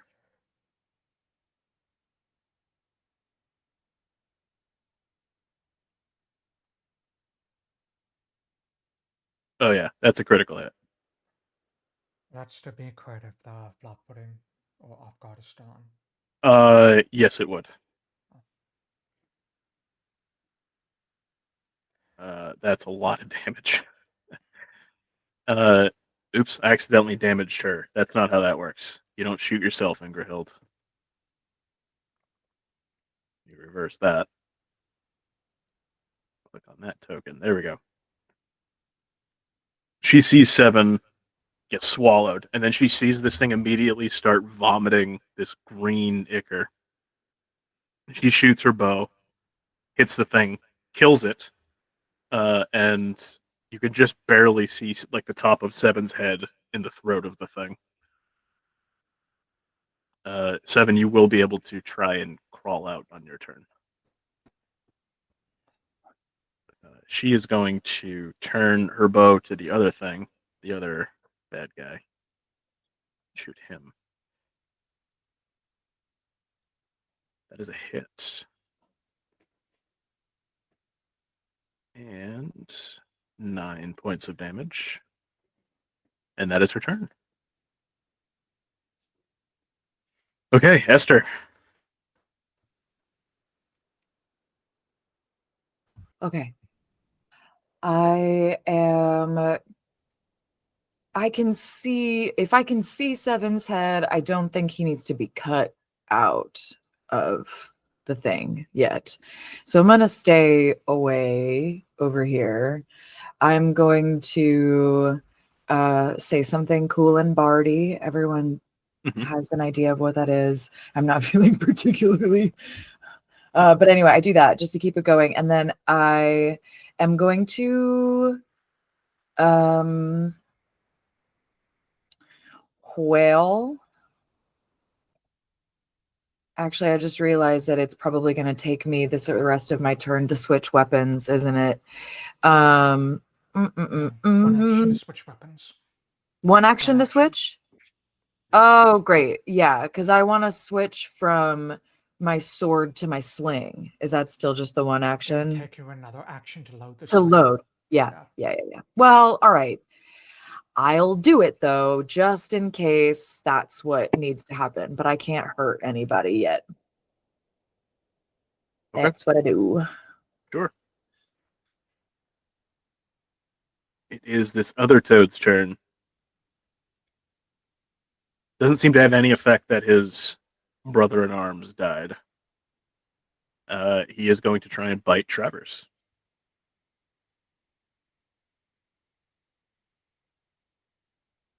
You gotcha, bub. That is a critical hit. He's going to roll some critical damage. Oh man. 20 points of damage to Travers. Mm. And he is going to go for that free grapple. And fail. He's going to try and bite you again. You cut his tongue out. He's not happy. Miss. So I took that 20 points of damage, you said? Yes. Ooh.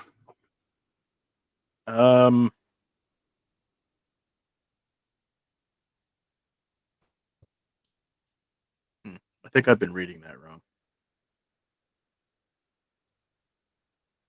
I Maybe don't it's take not any damage. No. You do take the damage. Ah. I no longer think the grapple is a free action.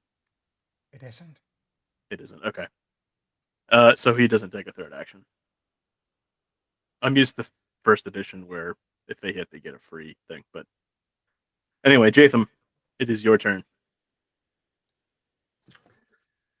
So before any of this happened, Jaytham was whispering in the toad's ear. You see his eyes roll back into his head, and he says, "You know what you look like to me with your good bag and your cheap shoes? You look like a rube, a well-scrubbed, hustling rube with a little taste." And then it dies, and he says, like, "What is it that Esther gets to have a pet wolf and I can't have a dog?" And sorry, a frog. What's happening? It was from Silence of the Lambs. So okay, so now that it's dead, I'm starting to think that Seven's treatment of Jaytham is starting to get to him. Okay, so that's one move, 25 feet. Yep. 1, 2. That's 2, and I will just go ahead and smack it. I'm assuming you wanted to go for flanking, so you need to be there. Oh, okay. Yep. All right. And He is off guard. in striking, and Oh yeah, that is a critical hit. This is definitely going to kill him, but go ahead and click that critical damage. okay, critical. Right.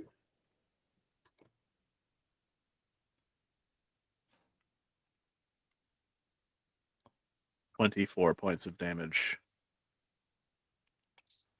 Because it was a critical, you send poison exploding out into a 10-foot radius. So, unfortunately, that still means that Jaytham and Travers need to roll a fortitude save.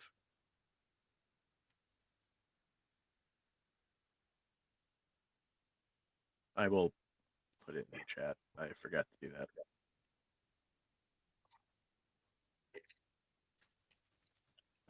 Jaytham succeeds.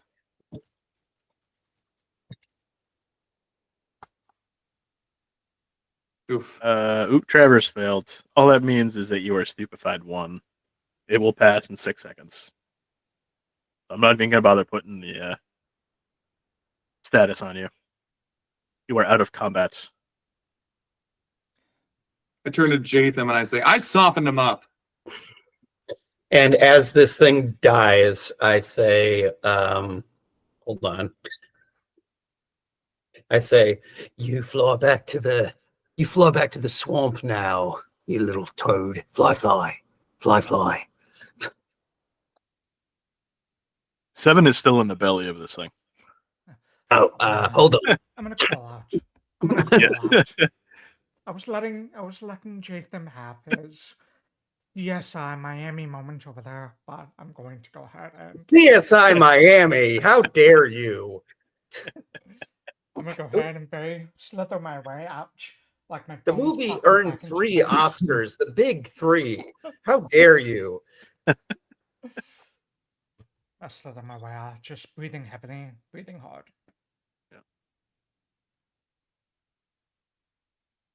Ingrahild comes running over. Are you okay?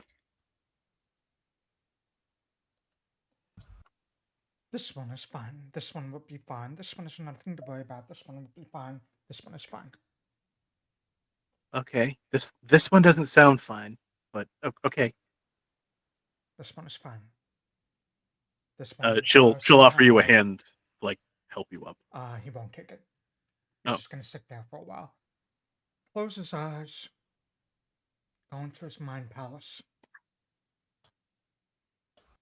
Ingrahild walks away somewhat dejectedly. Uh,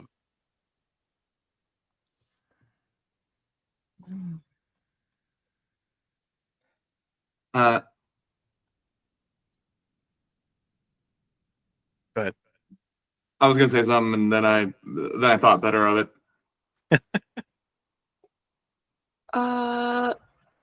What if would I have seen that exchange between Ingrahild and Seven? Oh yeah. Yeah. I think that as Seven goes away, and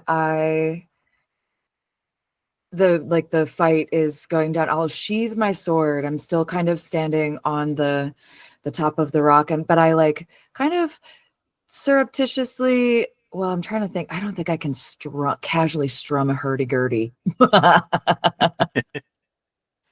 But I'll just hum a little tune under my breath, and I'm gonna casually try to cast Soothe on Seven Deaths, specifically for bolstering the mental defenses sort of effect. I don't know how much healing he needs or whatever, but he's always healing us, and he seemed really unsettled himself, actually, which is an unsettling experience for me. So I'm going to cast this on you. And I don't have to touch you, so I cast it from 30 feet away. Let me soothe you. Roll the healing.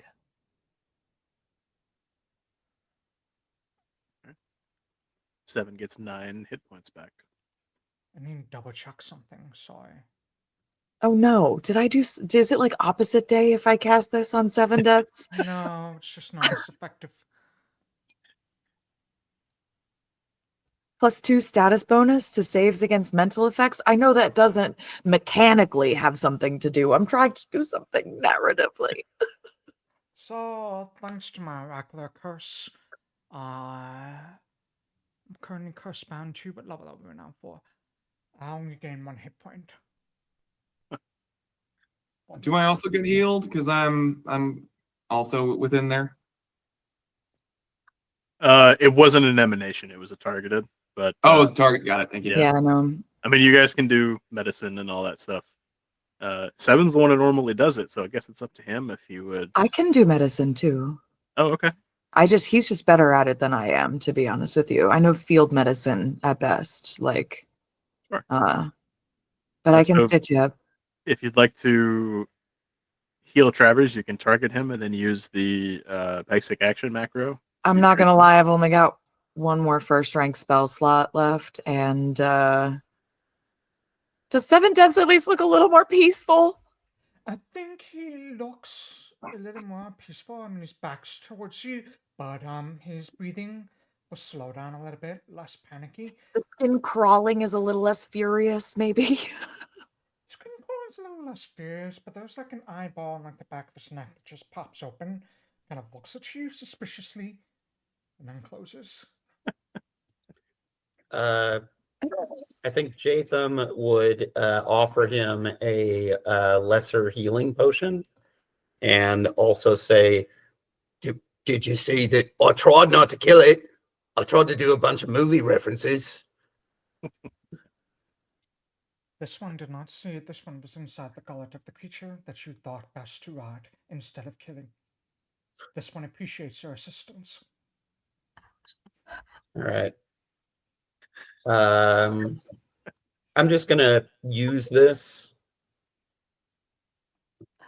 So you apply I'm going 8. to 7 doesn't need it. Her Okay. to decline it. Save it. 7. Oh, never mind then. Well, you have one in case you need it. Travers, do you want me to? I'm gonna try to. My tools are not rusty, but I'm not as good at this as. Actually, you know what? I mean, you used it. I'll roll with it. So you give the potion on him. He heals nothing from that. From the 8. Because of his curse. Yep. Until I get some time to rest. I heal 8 hit points less than anything that's rolled. And Exactly. I just said, you're welcome, by the way. This one is grateful for your attempt, even though it failed. The treat wounds fails, so Travis does not heal anything from Esther's attempt. But I appreciate it, Esther. Thank you. I don't know how to treat these boils. These things on your. It's. Yeah, the spots on your skin where the poison landed are sort of like welting and becoming blisters of their own. Oh, good. Yeah. Okay, be honest. How do I look? Not bad, huh? Were we supposed to be honest the entire time? Because not good. Thanks, Jaytham. 7 doesn't look great either. I mean, he was inside this thing, so he's covered in poison goop. Well, if he's still on the ground, I'm gonna go over to him and offer him my hand. Yeah, I think 7 would take Travis's hand and allow himself to be helped up. Just so you know. Help you, Travers. Just so you know, 7 deaths. I appreciate, and I gingerly like tap his shoulder or whatever I can reach. So I appreciate this one. This one is grateful for your friendship. Please stand still and allow this one to tend to your wounds. I will. Thank you. I'll pull out like my little jar of leeches, my rusty embalming tools, and just start getting to work. I'm gonna go ahead and use rescue surgery and actually just cut deeply into this wounds to clean out some of that pus and poison. So why don't we do that? But actually, do I have this? Yeah. So it's actually gonna do damage to you first before I heal. I trust this one. So thank you. It's like in surgery when they cut away healthy tissue. I rolled a natural one. I'm going to hero point that. I'm going to hero point that. So don't take any of that damage or anything. Let me just do that again.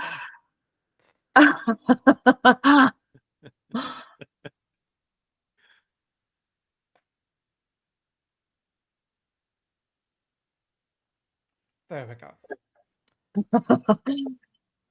Take 5 points of damage and you get healed 26.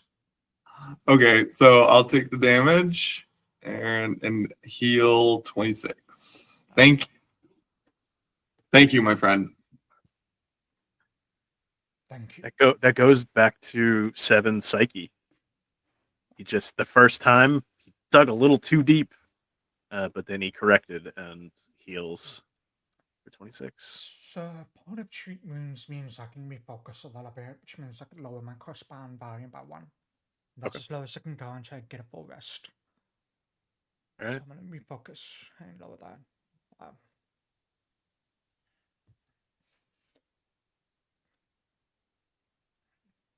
This one maybe recommends if we get some rest after we secure this area. Yeah, it's definitely. I mean, it's like after midnight now. Pretty late.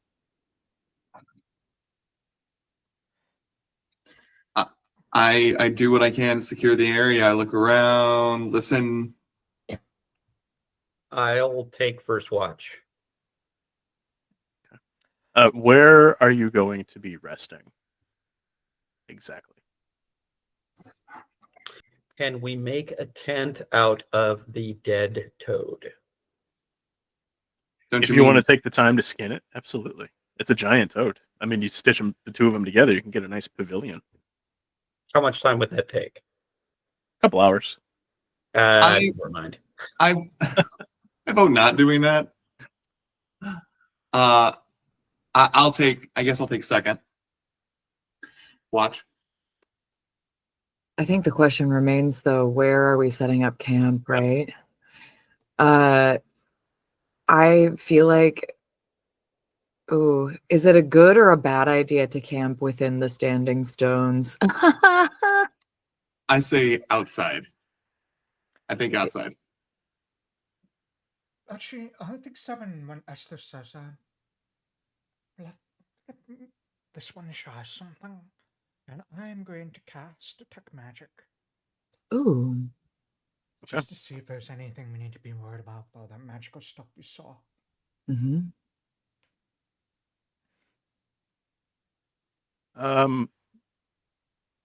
You are detecting magic from the lantern.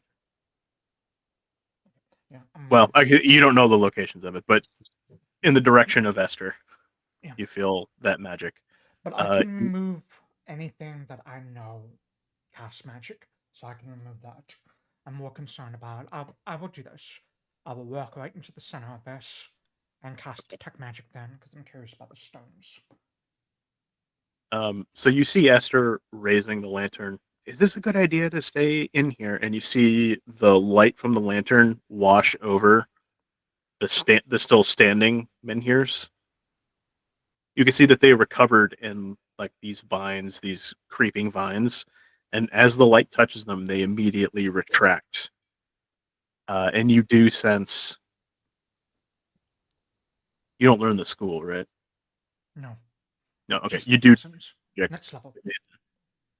within the circle. This one thinks that Esther is correct, and perhaps we should not camp here. This one is detecting some sort of magic that they are unable to identify in this Well, area. I don't know that it's maybe a bad thing. I mean, wasn't the ritual to abjure evil? And these toad creatures were traipsing around the perimeter. They didn't go through it, right? Like we didn't see footprints crossing the threshold of these stones, right? It looks like the toads patrol took them around the circle, not within it. Perhaps, but that also can mean that there's something there that those things do not wish to encounter.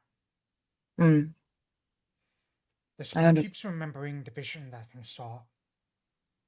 How those 7 were in the circle and were killed. This happened right where you're standing, 7. That vision you saw happened right here. Right here. All right, we camp away then. But I linger a little curiously, still standing on this rock while we're setting up camp. It wouldn't take, especially if you're all working together, it wouldn't take too long to like move the frog corpses out of the way. And we make frog legs like we're on Delicious in Dungeon. This is the 3rd time Absolutely. during this season. Yeah. I just started watching that again the other day. It's a great show. It is. So one thing I do in all my games, because it always comes up without fail, is if you would like to try and scavenge parts from the monster that you've killed for supplies, you can do that. It's just roll a survival check. This comes up in every one of my games I run. I am every not single skilled one. in survival. I am. I'm asleep so that I can be up early for breakfast watch. Hold on. Where is it? Roll. Why is it not rolling? Oh. Damn it. It kicked me out of the server. 1 second. Mine too. You know what? Did the same It might to be me. a Foundry thing because it kicked me out too. Okay. It wasn't Boundary, it was Forge. The host kicked me out too. All right. Let's see if we can relaunch. Oh, it's taking longer than expected to start. Give it a Oh. second. While we're doing this, I turn to Jaytham as he's scavenging, and I'm like, so what is this I hear about you wanted to keep one as a pet?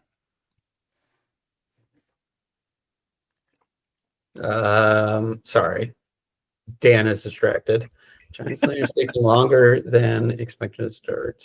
Okay, yeah. I'm getting the same error message. So, well, the good Give thing it a is we don't need Foundry to camp.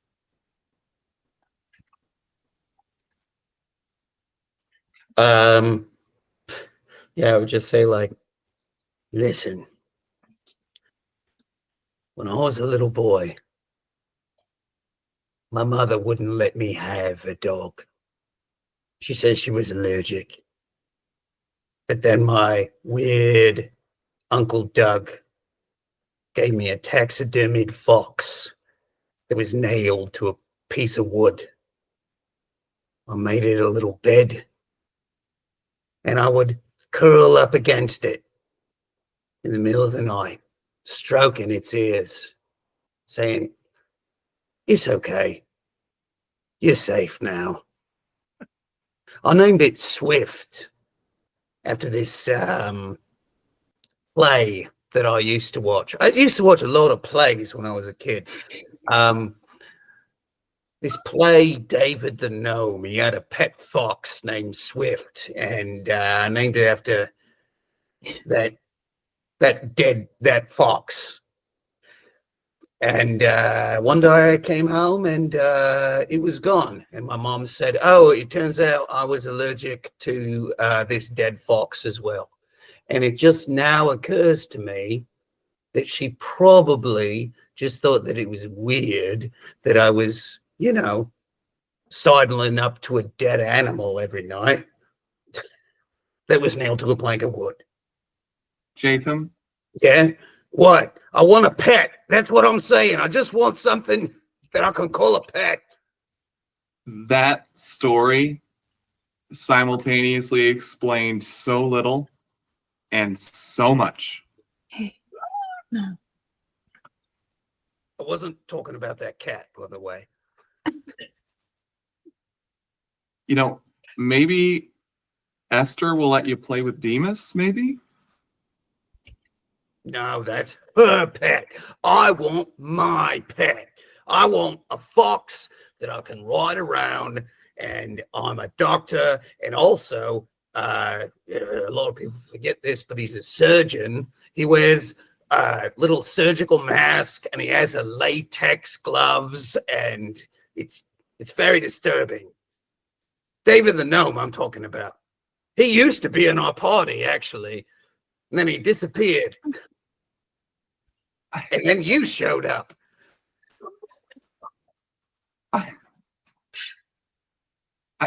Is this all too archaic for you? I had to mute my microphone because that was funny. I never know what's going to come out of your mouth, Jaytham. That's why I like talking with you. Above the table, everything that I just said was absolutely true. For Dan Jackson, Oh, my uncle literally gave me a taxidermied fox. Okay, anyway. Still having trouble joining. yeah, I still Forge. can't join either. Just give it some time. Just give yeah. it some time. We'll just keep going without it. Okay. Who's got a deep? Yeah. The show must go on, my friends. Hey, but did above the table, Dan, did you curl up with it? Honestly, I'm pretty sure that my mom told me not to, but I might have brought it into my bed and cradled it. I was like 4 years old, and I really wanted to. Okay. I thought you were much older. No, this Yeah. happened last week. I don't know what you're talking about. Yeah. All right. Well, I'm just gonna shake my head at Jaytham and wander away from him. I above the table. Who's like working on this? Who? So I don't distract them. It's Richard. Me.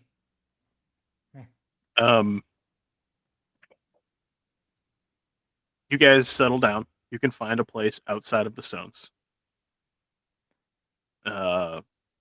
Setting up camp is difficult in the dark, but you're adventurers. You figure this out. And you settle down. You set up your watches. Not your wristwatches, your guard duties. Ingrid will also take one of the watch slots if you need her to. If everyone watches, our watches are shorter and we get more rest. Yeah. So she will happily volunteer for that because she likes sleep too. Who doesn't?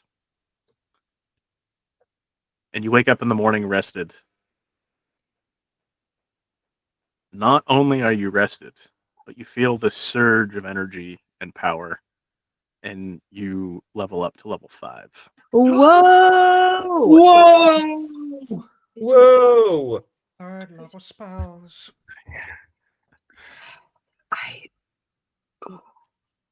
So I don't like doing level ups mid game. So everybody's going to level up, and they will come into effect immediately. But obviously, we can't update your sheets until Foundry comes back up, and we might need the 2 weeks between sessions to make decisions and stuff like that. So retroactively next week, we will say that your level ups happen right now. But in reality, they won't happen until next session. So you wake up in the morning, you feel stronger, you feel well rested, and you are ready to tackle the standing stones in daylight. You no longer need the lantern, even though it continues shining. Wherever you point that lantern, that blue light causes the foliage that is covering the menhirs to like retract and pull away.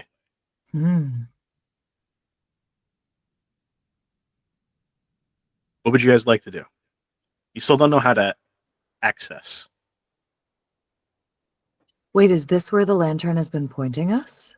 Yes. Oh. If you take a second to like walk around, it always just points directly just to right to the center of that circle it's pointing. Oh. So you're certain this is where you had to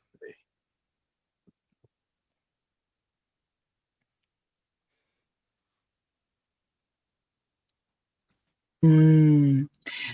What happens if I set the lantern down on the center stone? Okay.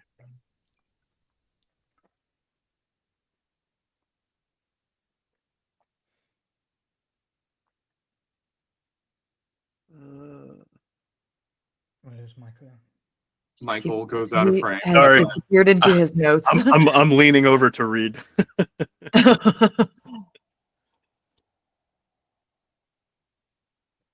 You set it down in that middle flat surface.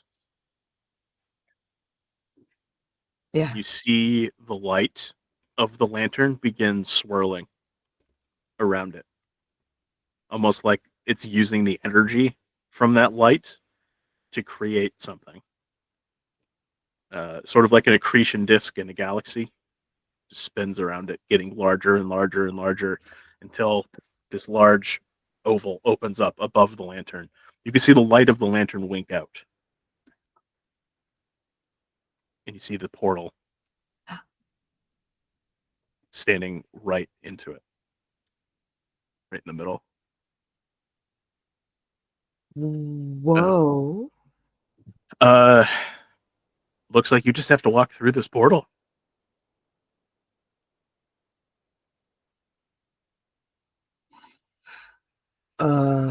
Okay. I vote Jaytham goes first. This one agrees.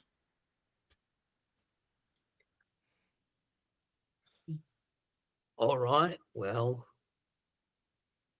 tell Swift that I loved him.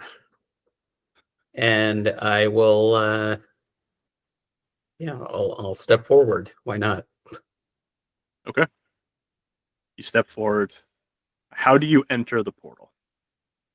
Do you just like put a hand out to touch it? Do you Yeah, leap I feel through like it? it's like that movie Stargate, where coincidentally, the character's name was Professor Daniel Jackson, steps through and just like closes his eyes and he opens up and then like let havoc reign, basically. So from your point of view, you're expecting like a tug, you're expecting a pull, maybe like spaghettification, like a black hole, something to happen. You step through, you feel nothing, your foot hits solid ground on the other side. You open your eyes and you find yourself in a bit of like an antechamber, surrounded by tangled vines and roots and branches that is encompassing you. So it's like there's a ceiling of brambles and then walls that come down on either side. Ahead of you, you can see what looks to be a carved flower, complete with petals, the stamen. Um, it even looks like there's pollen floating in the air. The craftsmanship is absolutely exquisite. The first thing you notice is that it is extremely warm in here. It's tropical, it's hot, it's humid, and the sun is coming through the branches above you, giving everything like a mottled, foresty appearance. Oh. Ahead of you, you see some stairs that go down to a landing that lead towards that very large carved flower. And above it, in a language that you don't understand, there is a phrase that has been carved into the wood. So when you say antechamber, this is like a entryway to a house or a building or something? Kinda. Okay. You're not sure. Also for clarification, the size of the flower, it's like 50 feet long. It's just like a wall in front of you, and it looks like where the petals converge in the middle of that flower bud, you see two large wooden doors. Okay. Am I able to go back to the party? Yes. Okay. I'm just gonna like dip my head in and say like, hey, no trouble on this side. Maybe come take a look. It's actually really cool. And just dip back out. I want to go last. And would I be able to like bring the lantern in with us? It appears to be anchored to the stone. Oh, It's almost like the portal is using that as like a focus. yeah. I guess I was kind of hoping to have a slightly cartoon moment of like leaning my torso out and like grabbing the lantern to close the portal behind us. Oh, you know what? That's fantastic. You do that. That's fine. Oh, cool. I But how love do it. we get out? You don't. You're stuck in here forever now. Oh, All because of that one. Thanks, awesome- Esther. that's not what I wanted. Never mind. It's fine. It's totally fine. Well, actually, you don't know anything about the portal. Nobody rolled anything on it, so you're not sure. So I'm just gonna shrug after Jaytham says that, and I'm gonna follow him in. Although to be fair, you couldn't roll anything on it because we can't get into. Still can't get into Foundry. Esther, I'm you're going assuming. last. I still will go last, yeah, unless Do you you want lingering. Ingrahild to go with you? Oh, Does she go with you, or do you keep her outside to keep guard? to This guard. is something that you would probably have a discussion about, I would imagine. She's willing to do whatever you want her to do. Perhaps they should stay out to guard. I vote that too. Yeah, it would be really good to have that's because I just don't want somebody to be able to come in behind us or to steal the lantern without us knowing that it's happening, and then we are locked in here forever. Like, that's my big fear. She says, I will stay here as long as is needed. Good luck in there. Thank you, Ingrahild.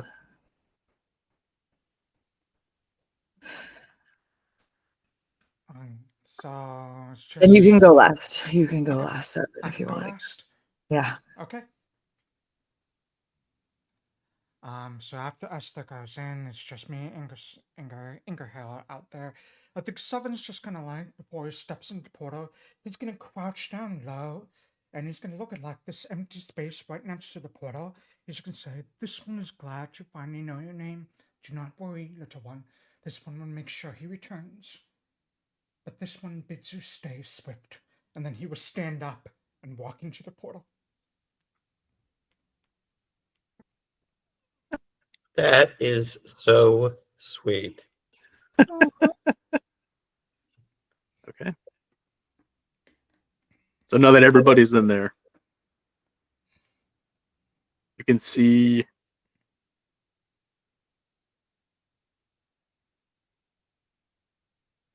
everything around you appears to be like a vibrant forest that is filled with thick and verdant plant life. You can see exotic flowers draping the walls.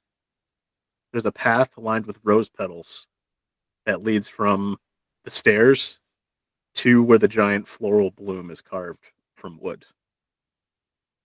There are two carved wooden stamens that stretch out toward you, extending from either side of a set of ornate doors carved into the giant flower. There's an overpowering fragrance of flowers and sweet grass in the air. It is extremely warm and humid in here, especially for Jaytham in the heavy armor. I'm used to being sweaty. Yeah. Am I above the table? Am I at danger of being No. Okay. No. Just Chafing one. It's yeah. it's just you uncomfortable. wish you had some gold bond or something. Okay. Hmm. Gold bond. We all. I really picture Jaytham just saying that in the world. I'm used Oh, to really wish I had some gold bond. And all of you can see in a language that none of you speak. Etched above the doors, a very long phrase. Could I at least tell what language it was, even if I can't read it? Sure, go ahead and do a recall knowledge. Oh, I can't. Oh, that's right. Wait, but I get a plus. I know I get a +6 on Bardic lore, and I have dice. Can I you know just what? roll a dice? It's not that difficult to check to tell what language it is. It's written in Druidic. Although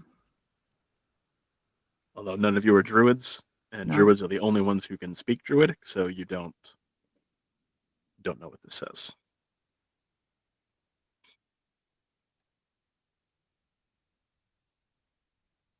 Oh, I will also say that the wood is all ironwood.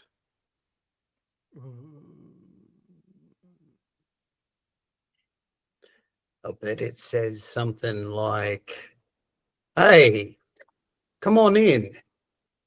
The water's fine." Something like that, right? Yeah, that's a good point, though. What are you said the doors are giant and wooden. Should we just start walking towards them? I think that's where we need to go, right? Conceivably. Seems to be the only way forward, for sure. Yeah. since Jaytham has apparently become the trauma sponge of the group, I'll go forward. I will check for traps. Well, I mean, I can't. I'll just open it without checking for traps because I'm stupid. Okay. I'm a big stupid orc. Luckily for that big stupid orc, it is not trapped. You push on the doors and they swing open almost easily, like too easily. They just push open. And immediately you hear and these two small figures come darting out of the door. I can't show you what they look like. Wait, hold on. I'm back in. Are you? Yep, I it looks am. like I'm loading too. Yeah. I fixed it. Sweet. Perfect. Once everybody gets in, Disembowelments.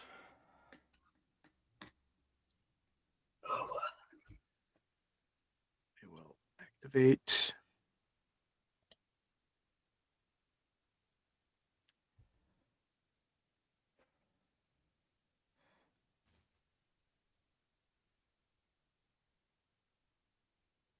All right. So Right. Jaytham is up front by the doors. Oh, that is not what I pictured. Whoa. Yeah. So this is where the portal is. It's basically another standing stone, like from Yeah. outside.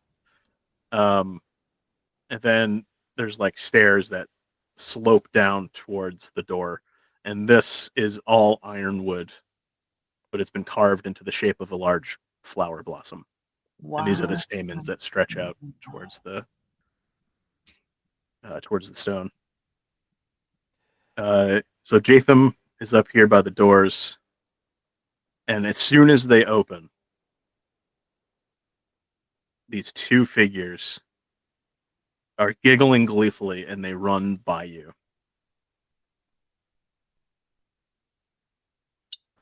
They look like this. Oh,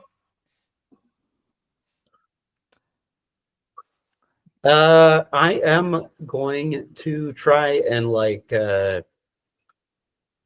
grab them and grab one of them and grapple them as they run past me. Well, we're gonna jump into initiative order Oh. first. Okay, fine. Yeah. Oh, oh. Now that we are back in Foundry, all that really means is they just get behind you, Jaytham. You have been added to the combat tracker. Please go ahead and roll initiative.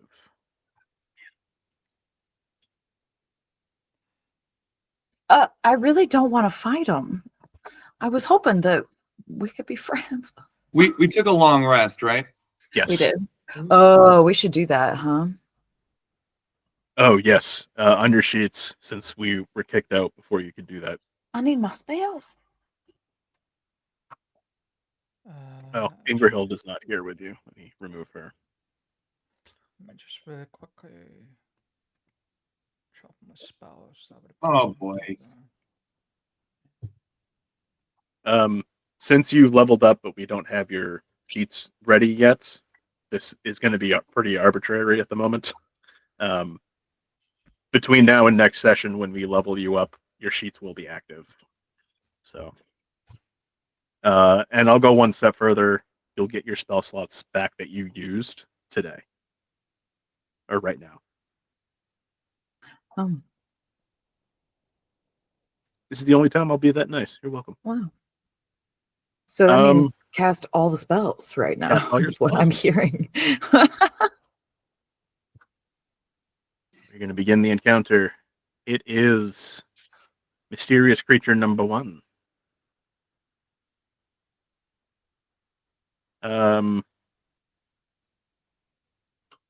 You see him run quickly up to Demas, and he's going to poke him with his little spear.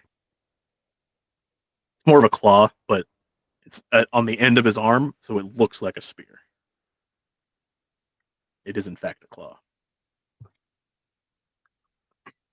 He misses. Doesn't seem deterred. He runs by Demas to get behind 7. Let me double check his movement speed. Okay, that was 3 actions. How tall are these creatures? They are very small. Like, are we talking goose-sized? No, smaller than geese. Duck-sized? A little bit bigger than ducks. Oh, Split the wow. difference between a duck and a goose. Penguin-sized. Yeah, penguin. Sure. That's a good Penguin one. size. Yeah. They That's even it. waddle like penguins because that's super adorable. 7, it is your turn. Alright, I saw this thing attack Demas, which is the one thing that my brother actually likes in this group. So I'm going to go ahead and. Oh, I should get rid of that curse bound. I'm not curse bound anymore. Why don't we go ahead and just do. It's not gonna work. Yeah, what do you need to do? I think as he pokes Demas with the spear and then runs past, Seven's head is just gonna like follow behind by like popping, spinning around in reverse. He's gonna kind of open his jaw so it's almost like a full, like flat angle where you can see those rows of like lamprey teeth and that beak tongue that he has. And then he's just gonna like spit his teeth right at this thing. And he'll cast neuter darts. Uh, We'll just do speed bone, I guess. Do attack. Oh, Critically hit. that is a critical hit. It's gonna do Good double way to start. damage. And it's also gonna take 2 bleed damage. And 2 bleed.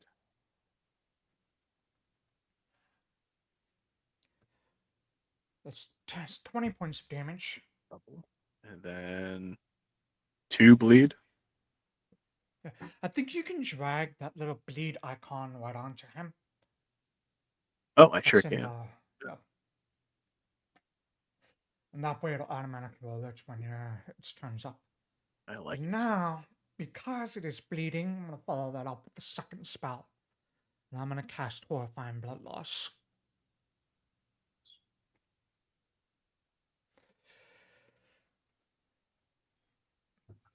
And then his jaw's just gonna like clench back shut.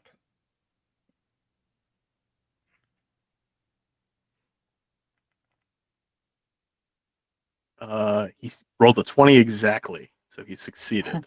But he is frightened 1.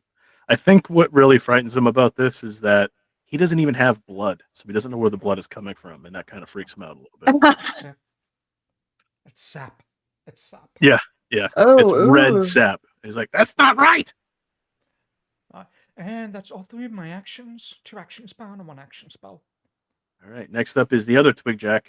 Oh, I told you what they were. My bad. He's gonna try and poke Jaytham right in his tuchus. And miss. Ow, my tuchus. And then he's gonna run over to Travers and try to poke him. Do I get a attack of opportunity? I forgot that you were a fighter. No, you yes. don't, because your turn hasn't come yet. Oh yeah, you don't have reactions until your turn. Yeah. Thank you, Richard. Yeah.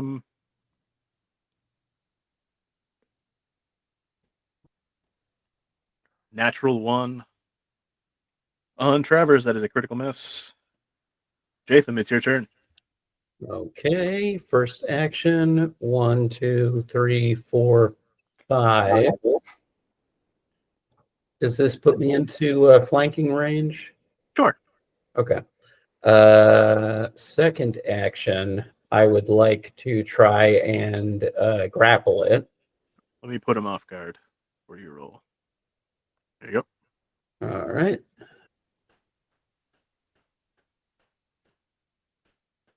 go. Oh, you didn't target, but that's okay. 22 is a success. Okay. So he is grabbed. And third action, I'm going to try and demoralize. Why not? Sure. Okay. So hold on. You grab him, and he says, "Get off, you brute!" And I am going to say, hold on, something really cool. Before I, okay, there we go. Boo! It says. I mean, I'm that is already grappling it, but I'm just. Yeah, that is a failure. Yeah. He seems to be more indignant at being grappled and lifted off the ground than your insults and demoralization. I'm just going to be like, "Oi, you should be really scared of me. I'm a really scary guy. I'm terrifying. Everybody says so. Just ask all my friends." And that's my turn. That's your turn. Seven's just shaking his head. All right, Travers, it's your turn. So these guys are running around. Can I dirty trick this one next to me and trip him? I'm gonna say no, only because he's grappled. So like Jaytham has him in his arms.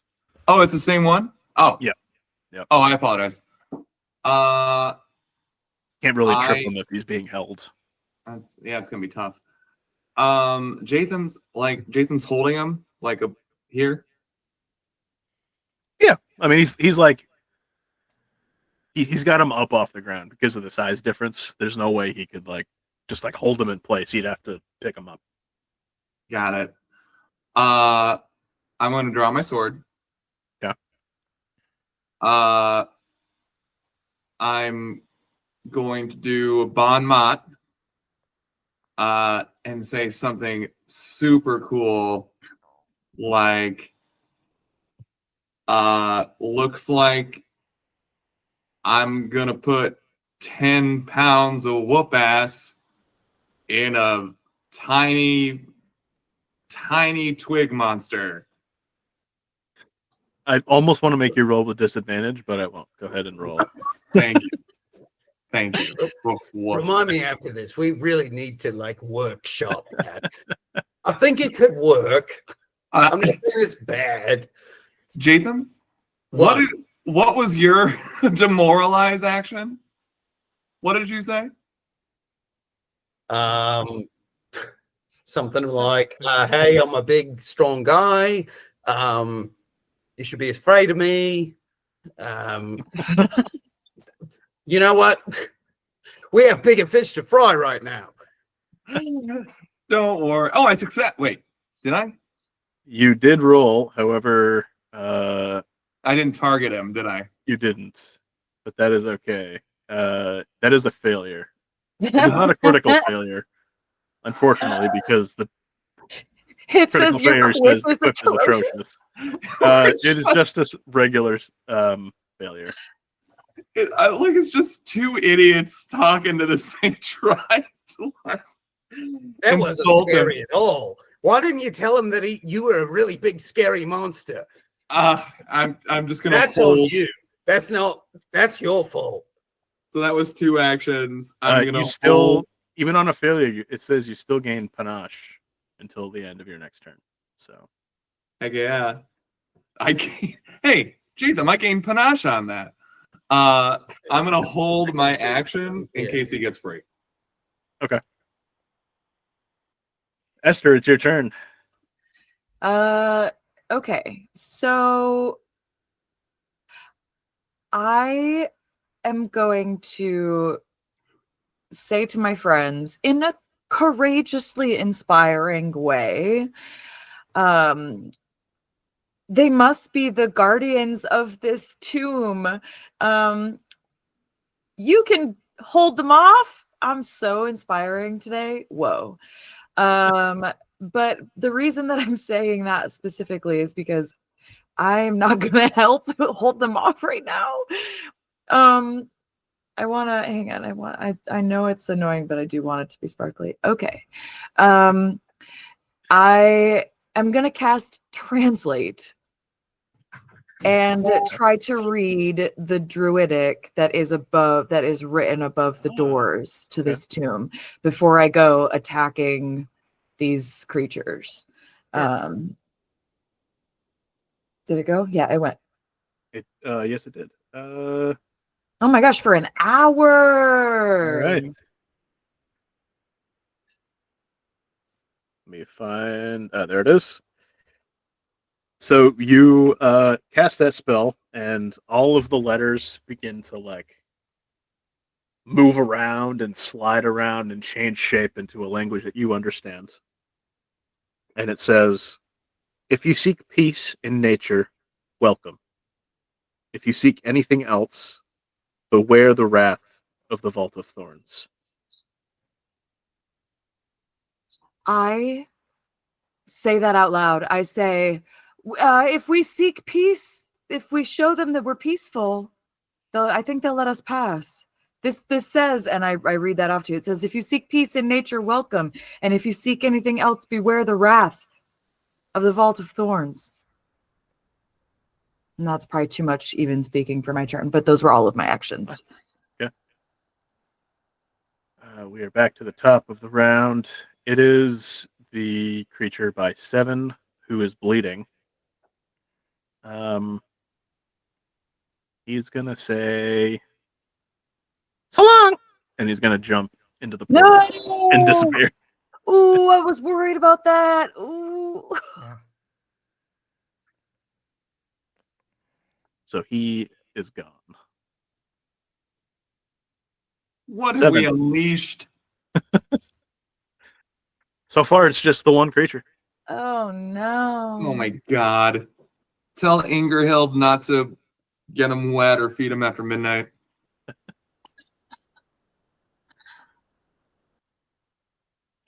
Alright. Fuck. Why don't we do this? I'm target this, and I'm going to record knowledge on it. Okay. So I want to see if this is a guardian of the tomb, or if it's just some sort of like a little vermin, like I suggest. And I'm willing to hero point that if I need to. You do not need to. Richard, you rolled a natural 20. Awesome. I'm rolling really well today for some Yeah. reason. So the first thing that strikes you is these things are called twig jacks. Mhm. They are a fey creature. They should not be here. So that's weird that they're here. Based on what Silvermane told you, this is safe haven. It's very nature focused. Twig jacks are chaotic from the first world. They do not belong here. So it's weird that they're here. Because you rolled a critical success, what else would you like to know about them? So I would like to know their lowest save. Lowest save is will. Cool. Also, the one that ran through the portal should still be bleeding. Yes. So hopefully he'll die out there. That's fine. You also know Ingerhild is out there, so maybe she can take care of him. This one's just gonna look at this last twig jack and just say, this one encourages violence. And I'm going to go ahead. And why don't we do, it said will. What have I got that's will? This one encourages violence sounds like a green light for Jaytham to do whatever he wants. I don't really have many bow spells except for fear. I don't want to burn that, so why don't I just go ahead? I mean, it's off guard, so I'm gonna go ahead and let's do. Just because you rolled a critical success, I'll tell you his second lowest save is fortitude. In that case, this little Venus brother is gonna like push himself out of his chest, open his jaw, like let out this unearthly wail, and I would do void warp. Okay. As this black energy collapses around his brother's mouth, blast out towards his twig jack and Jaytham's. That's a 19 on the die, so that's a 28. That was just another good roll. I mean, he still takes half damage. Yep. So, It's a really is that good halved, or number. he takes half of 11? He takes half of 11. That'd be it for me. All right. Next up is Jaytham. This thing is in your hands. Seven said, "Do whatever you want to do." I know. But I Esther just said want not to to. call out Esther said not that to. in the But last Seven gave you permission. in the last 6 seconds, Esther has said, "Hey, don't hurt these things." And then Seven says, like, "Do whatever you want to do." So his eyes are like darting back and forth between the two of them. And I want to Travers, put him like in a Travers sleeper says, hold. "Follow your heart." I want to put him in a sleeper hold Sure. to try and like knock him out. Okay. I'll call it an unarmed attack and non-lethal damage. Okay, unarmed attack. Where would one find that? It's on your list. Yeah, it's listed under your attacks. Okay. It's under your short bow. On my view, I don't know if it's different for yours. It shouldn't be, but Okay. Here I am. And this is okay. I'm already targeting him. And okay, got it. Okay, so unarmed attack. Mhm. Okay, got it. yeah, that's a critical hit. Go ahead and hit that critical damage. This will all be non-lethal. All right, great. Uh, oh man. 10 points of damage. For the first time since you've seen him, that smile is kind of gone. Like he had this grin on his face, like he was having fun, and now it doesn't look like he's having fun anymore. But you've got him in like the sleeper hold, just flexing as hard as you can, trying to close Okay. that windpipe. Can I do it a second time? Absolutely. Okay. Before you go, Dan, just so you're aware. Oh, never mind. That is a miss, unfortunately. Okay. Dan, before you do anything else, you should know grapple ends at the end of your turn, unless you spend an action to do it again. Okay. I will spend an action to do it again. All right. It's going to be at the penalty, though. Okay, so that's -10? Yep. Okay.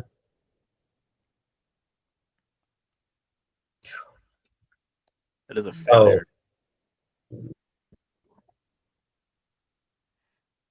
Well, that's all I can do. Yep. So his grabbed condition, he just he goes boneless. Like he just goes limp and then he slips out of your grip. But he is no longer grappled. It is Travers' turn.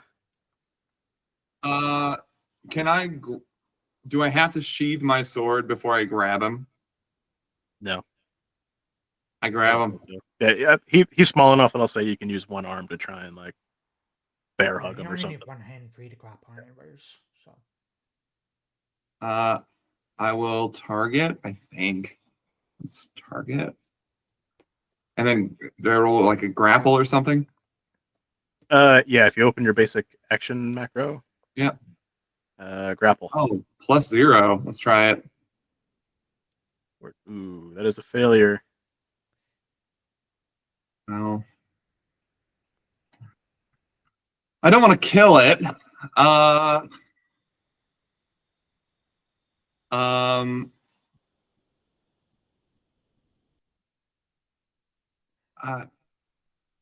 Well, okay, so that failed.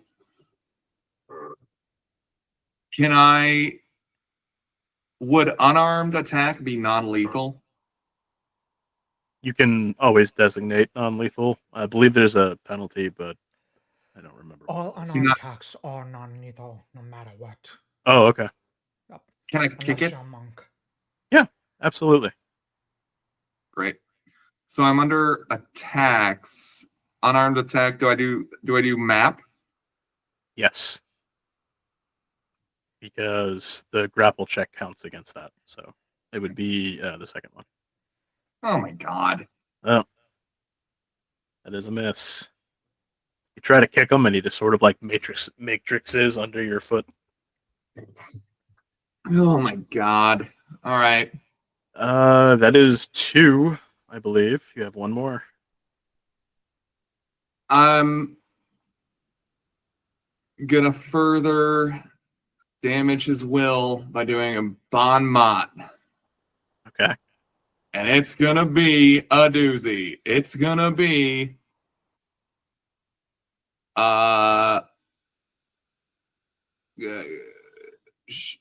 small. Thank goodness for small favors. Do I need to roll for that? Because that didn't make any sense. Yeah, go ahead and roll. I'm going to Should I give him roll a +1 diplomacy? bonus. Do I roll a diplomacy on that, or what do I do? Oh, yeah, sorry. Let me click that thing, and then go ahead and click diplomacy in the chat there. All right.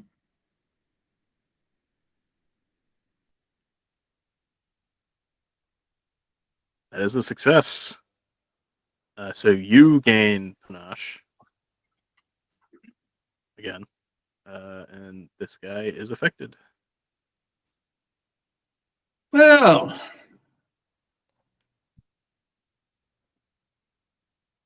Esther, it is your turn.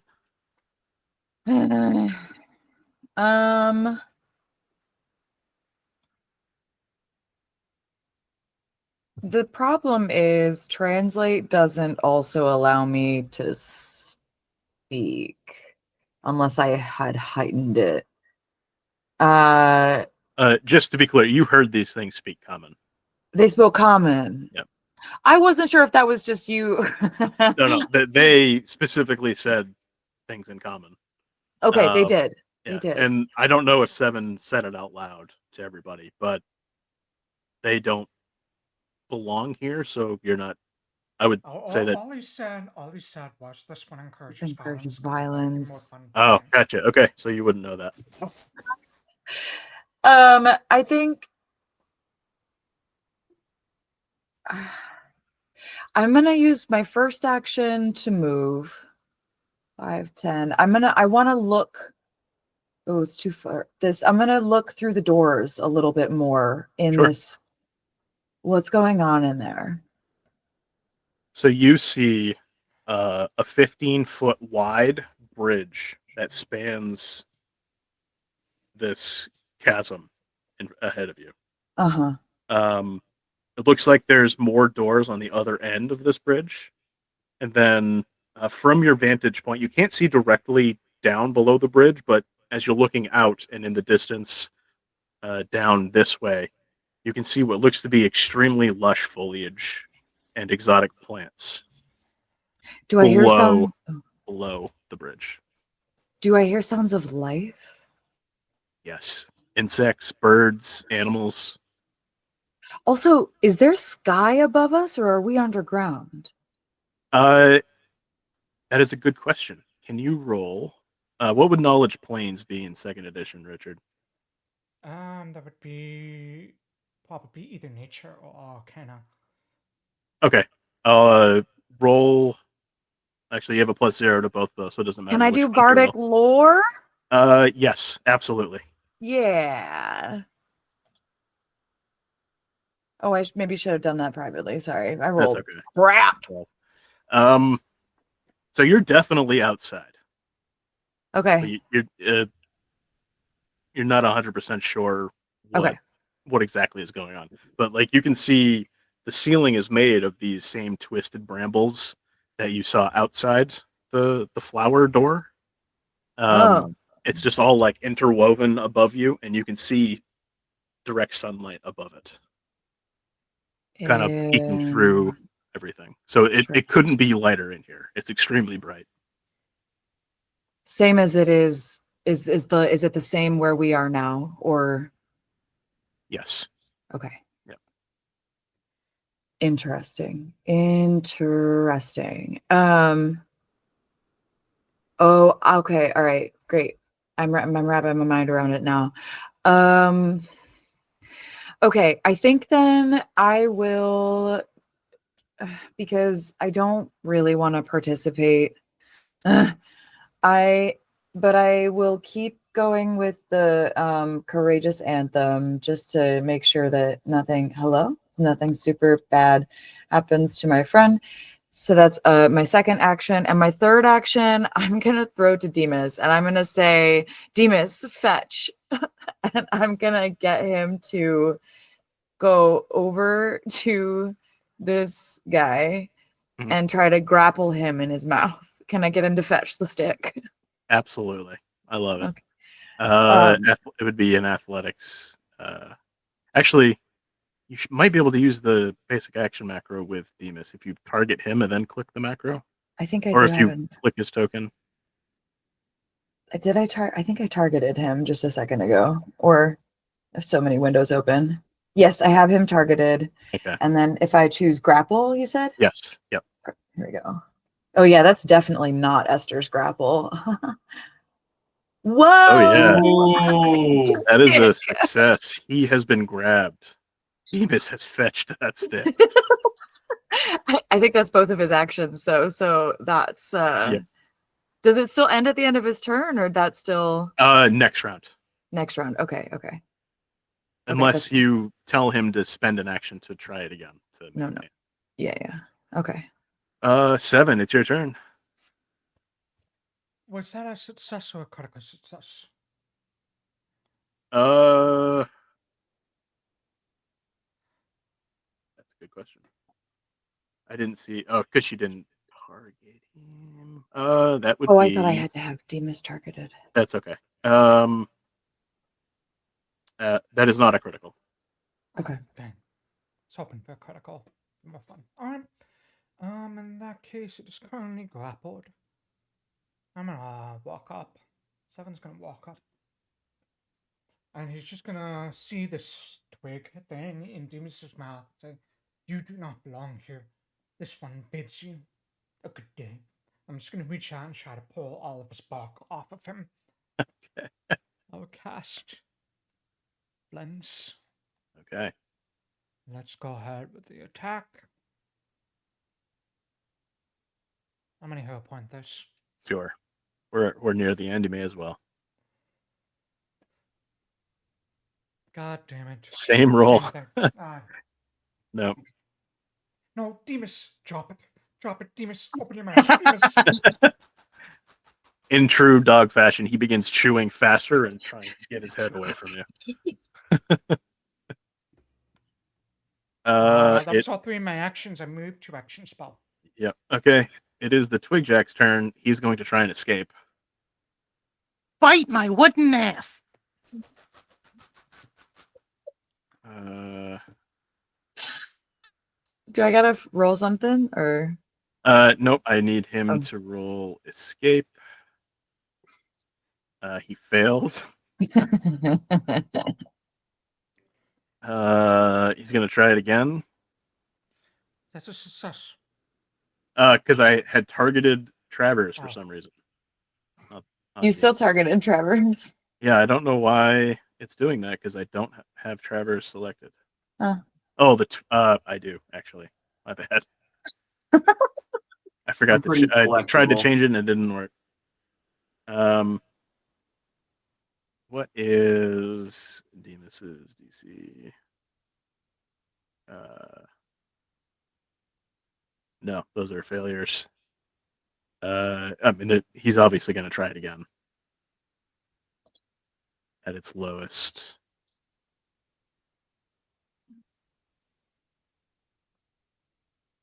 Oh, natural 20. Oh, That's why you always roll. He escapes. He is no longer grabbed. Unfortunately, that is his whole turn, so he can't He does get to move. 5 feet. He does get to move 5 feet? That's what critical success says. Oh, I missed that part.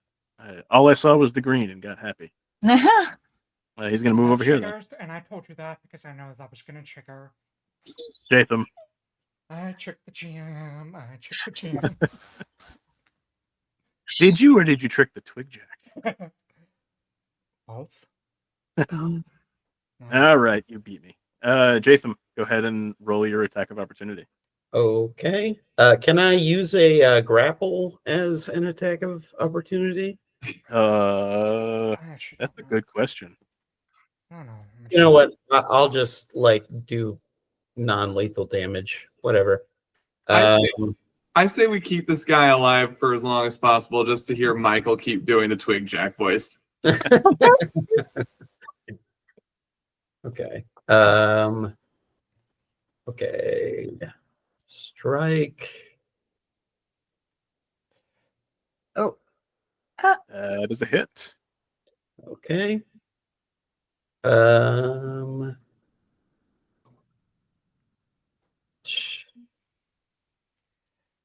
I'm just looking. Is there not a option for non-lethal? No, I you're just no. supposed to take a -2 penalty on it, the attack wall, but that's it. Okay. Oh, that's all right. 15 non-lethal. Bloop. Ouch. That was your attack of opportunity. That's the end of his turn. Jaytham, it's now your turn.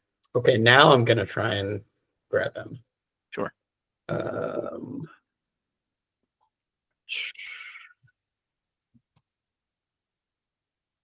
Oh no! God. Natural one. Okay. You also would have had to move first. So one action to step, one action to critically fail your grab. Okay. I'm gonna try one more time. Sure. Michael, does the Twig Jack say anything in response to the critical failure?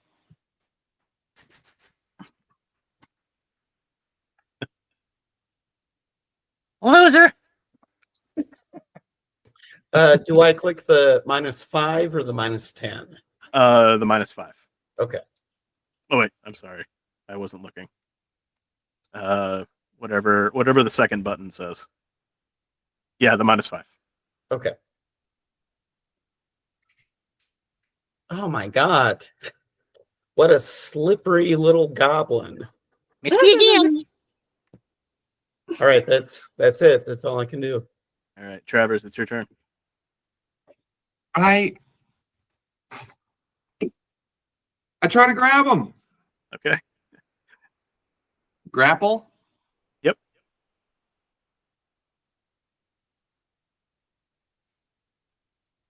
There. Oh, that is a failure.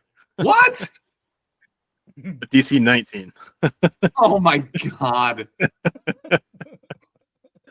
I'm sick of this guy. I attack him with my sword. Okay. I'm He just he laughs at you like and then pokes you in the eye like the Three Stooges. Is this my number 2? Because grapple Yes. was. Yep. I'm gonna just. Come on. Oh, he's not laughing now. That is a hit. Oh, okay, good. Damage. Oh wait, hold on. He's not off guard. Why does it say he's off guard? Because Travers has the tumble behind selected on his sheet. Oh, sorry. So that is in fact a miss.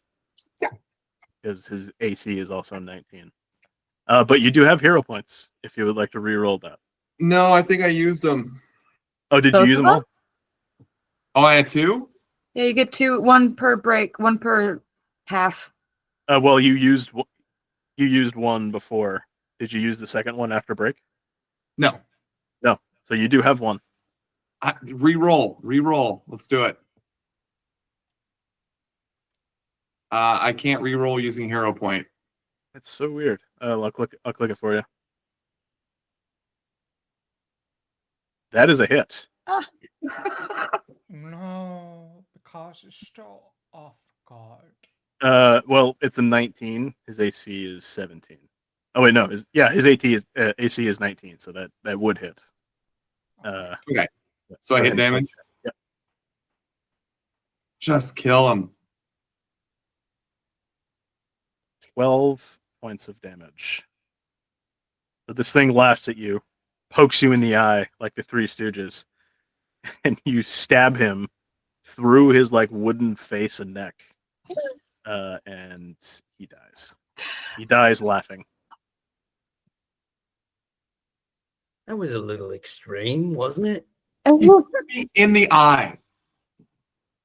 I thought we were all trying to be better people, but apparently we're just murdering these things and we don't even know what they are.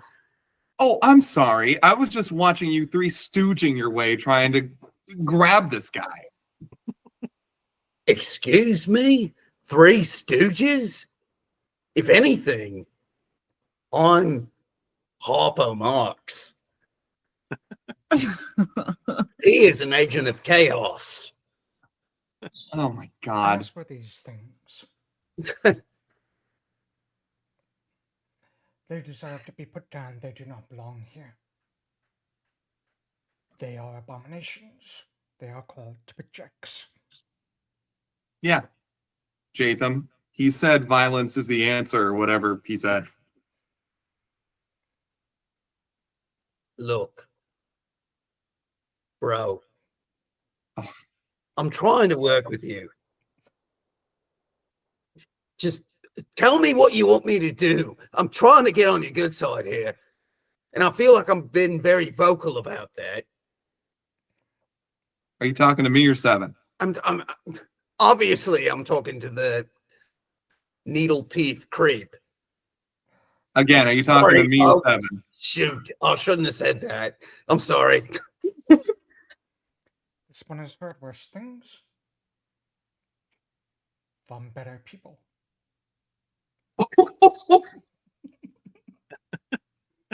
Oh, that was like, I'm hurt, but also well played. Good turn of phrase. Like, honestly,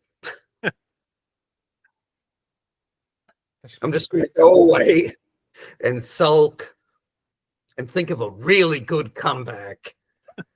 Even Demas I'll like puts probably- a paw over his mouth. Just like, tomorrow, you're in for it.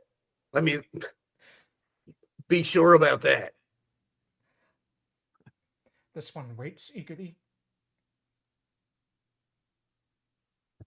Or like, you're a better person. Oh, damn it.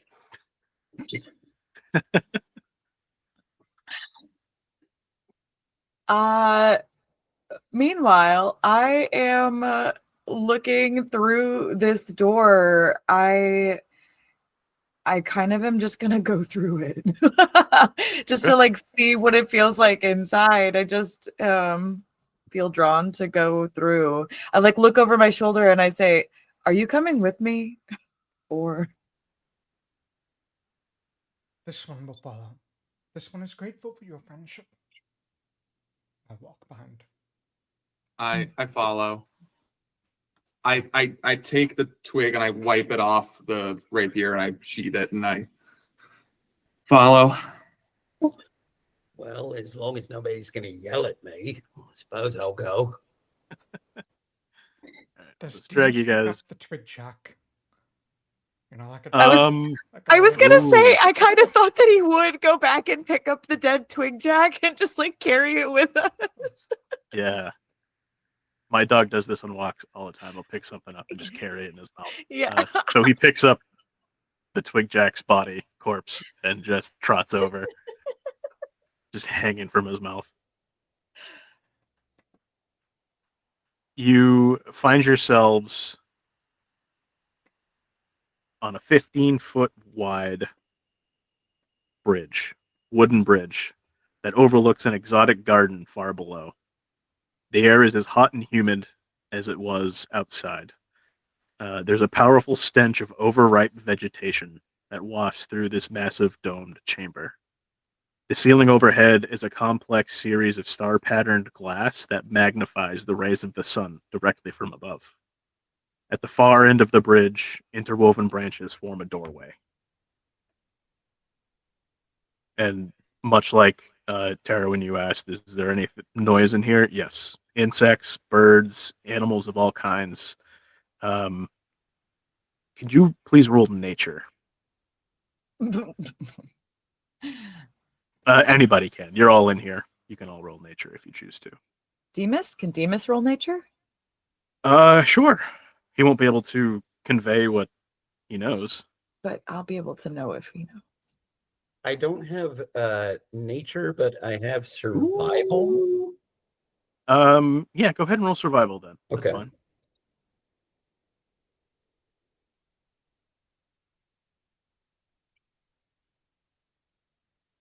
Travers is the Yeah. only one who notices there are some species of plants below you, far below. It's like 100 feet to the bottom. There are some species of plants down there that are extinct and have not been seen on Galarian for many, many years. I convey that to the group.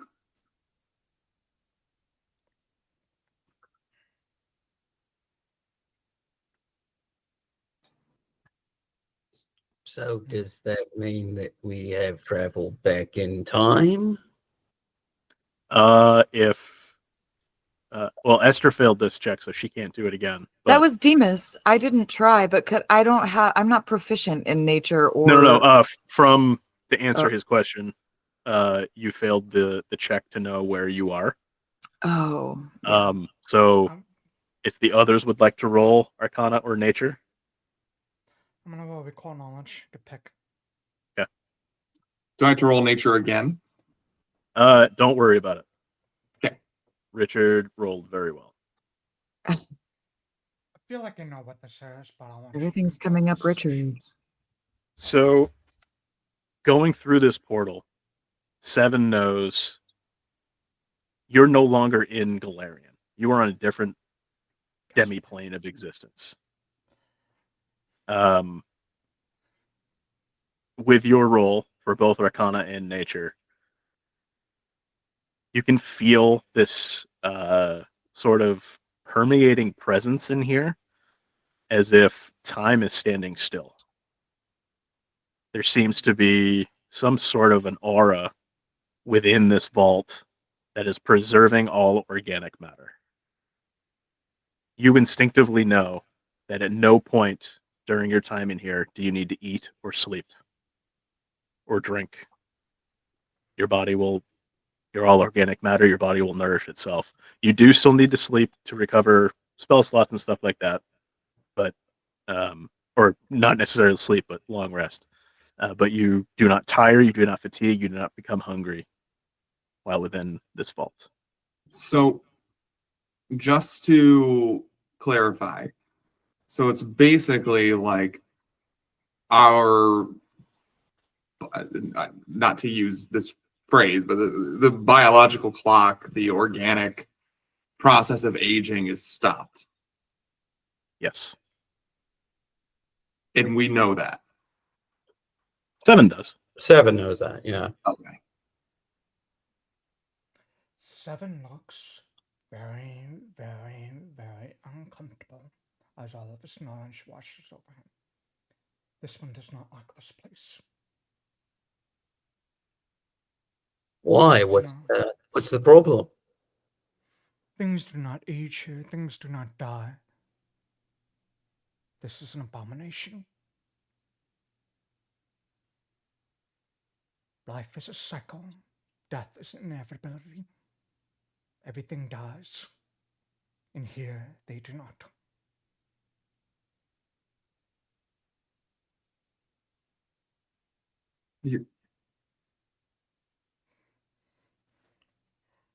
As a final action before we end, can everybody roll perception?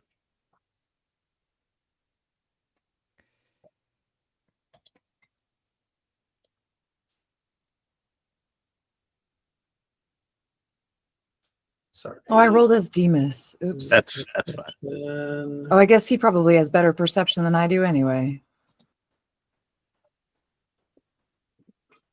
I'm gonna Just play Demas.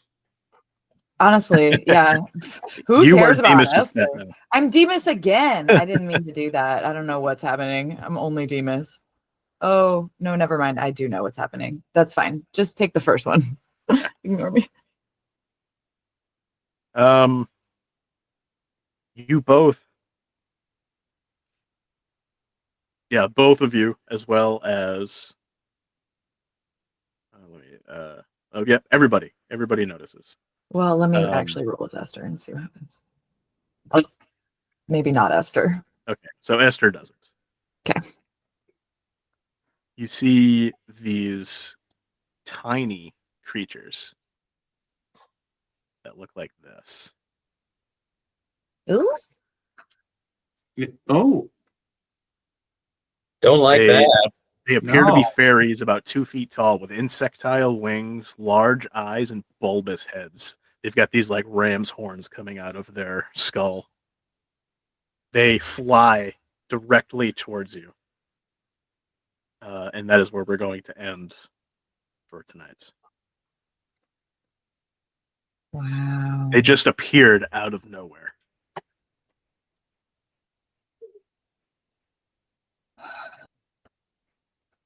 So, welcome to the Vault of Thorns, everybody. You know what? Demas thinks to himself the same thing that my cat, who is slightly named after, would think. He thinks, ooh, sky raisins. Yes.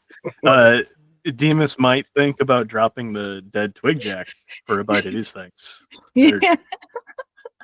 at amuse bouches for him. They're very tiny. Well, as always, we want to thank everybody for joining us. We hope you enjoyed this. If you did enjoy it, reach out to us. Let us know. We can play games with you guys too. That's what we want to do. We will see everybody here in 2 weeks as we venture deeper into the Vault of Thorns in this druidic demiplane. Thanks, everybody. Have a good night. Bye.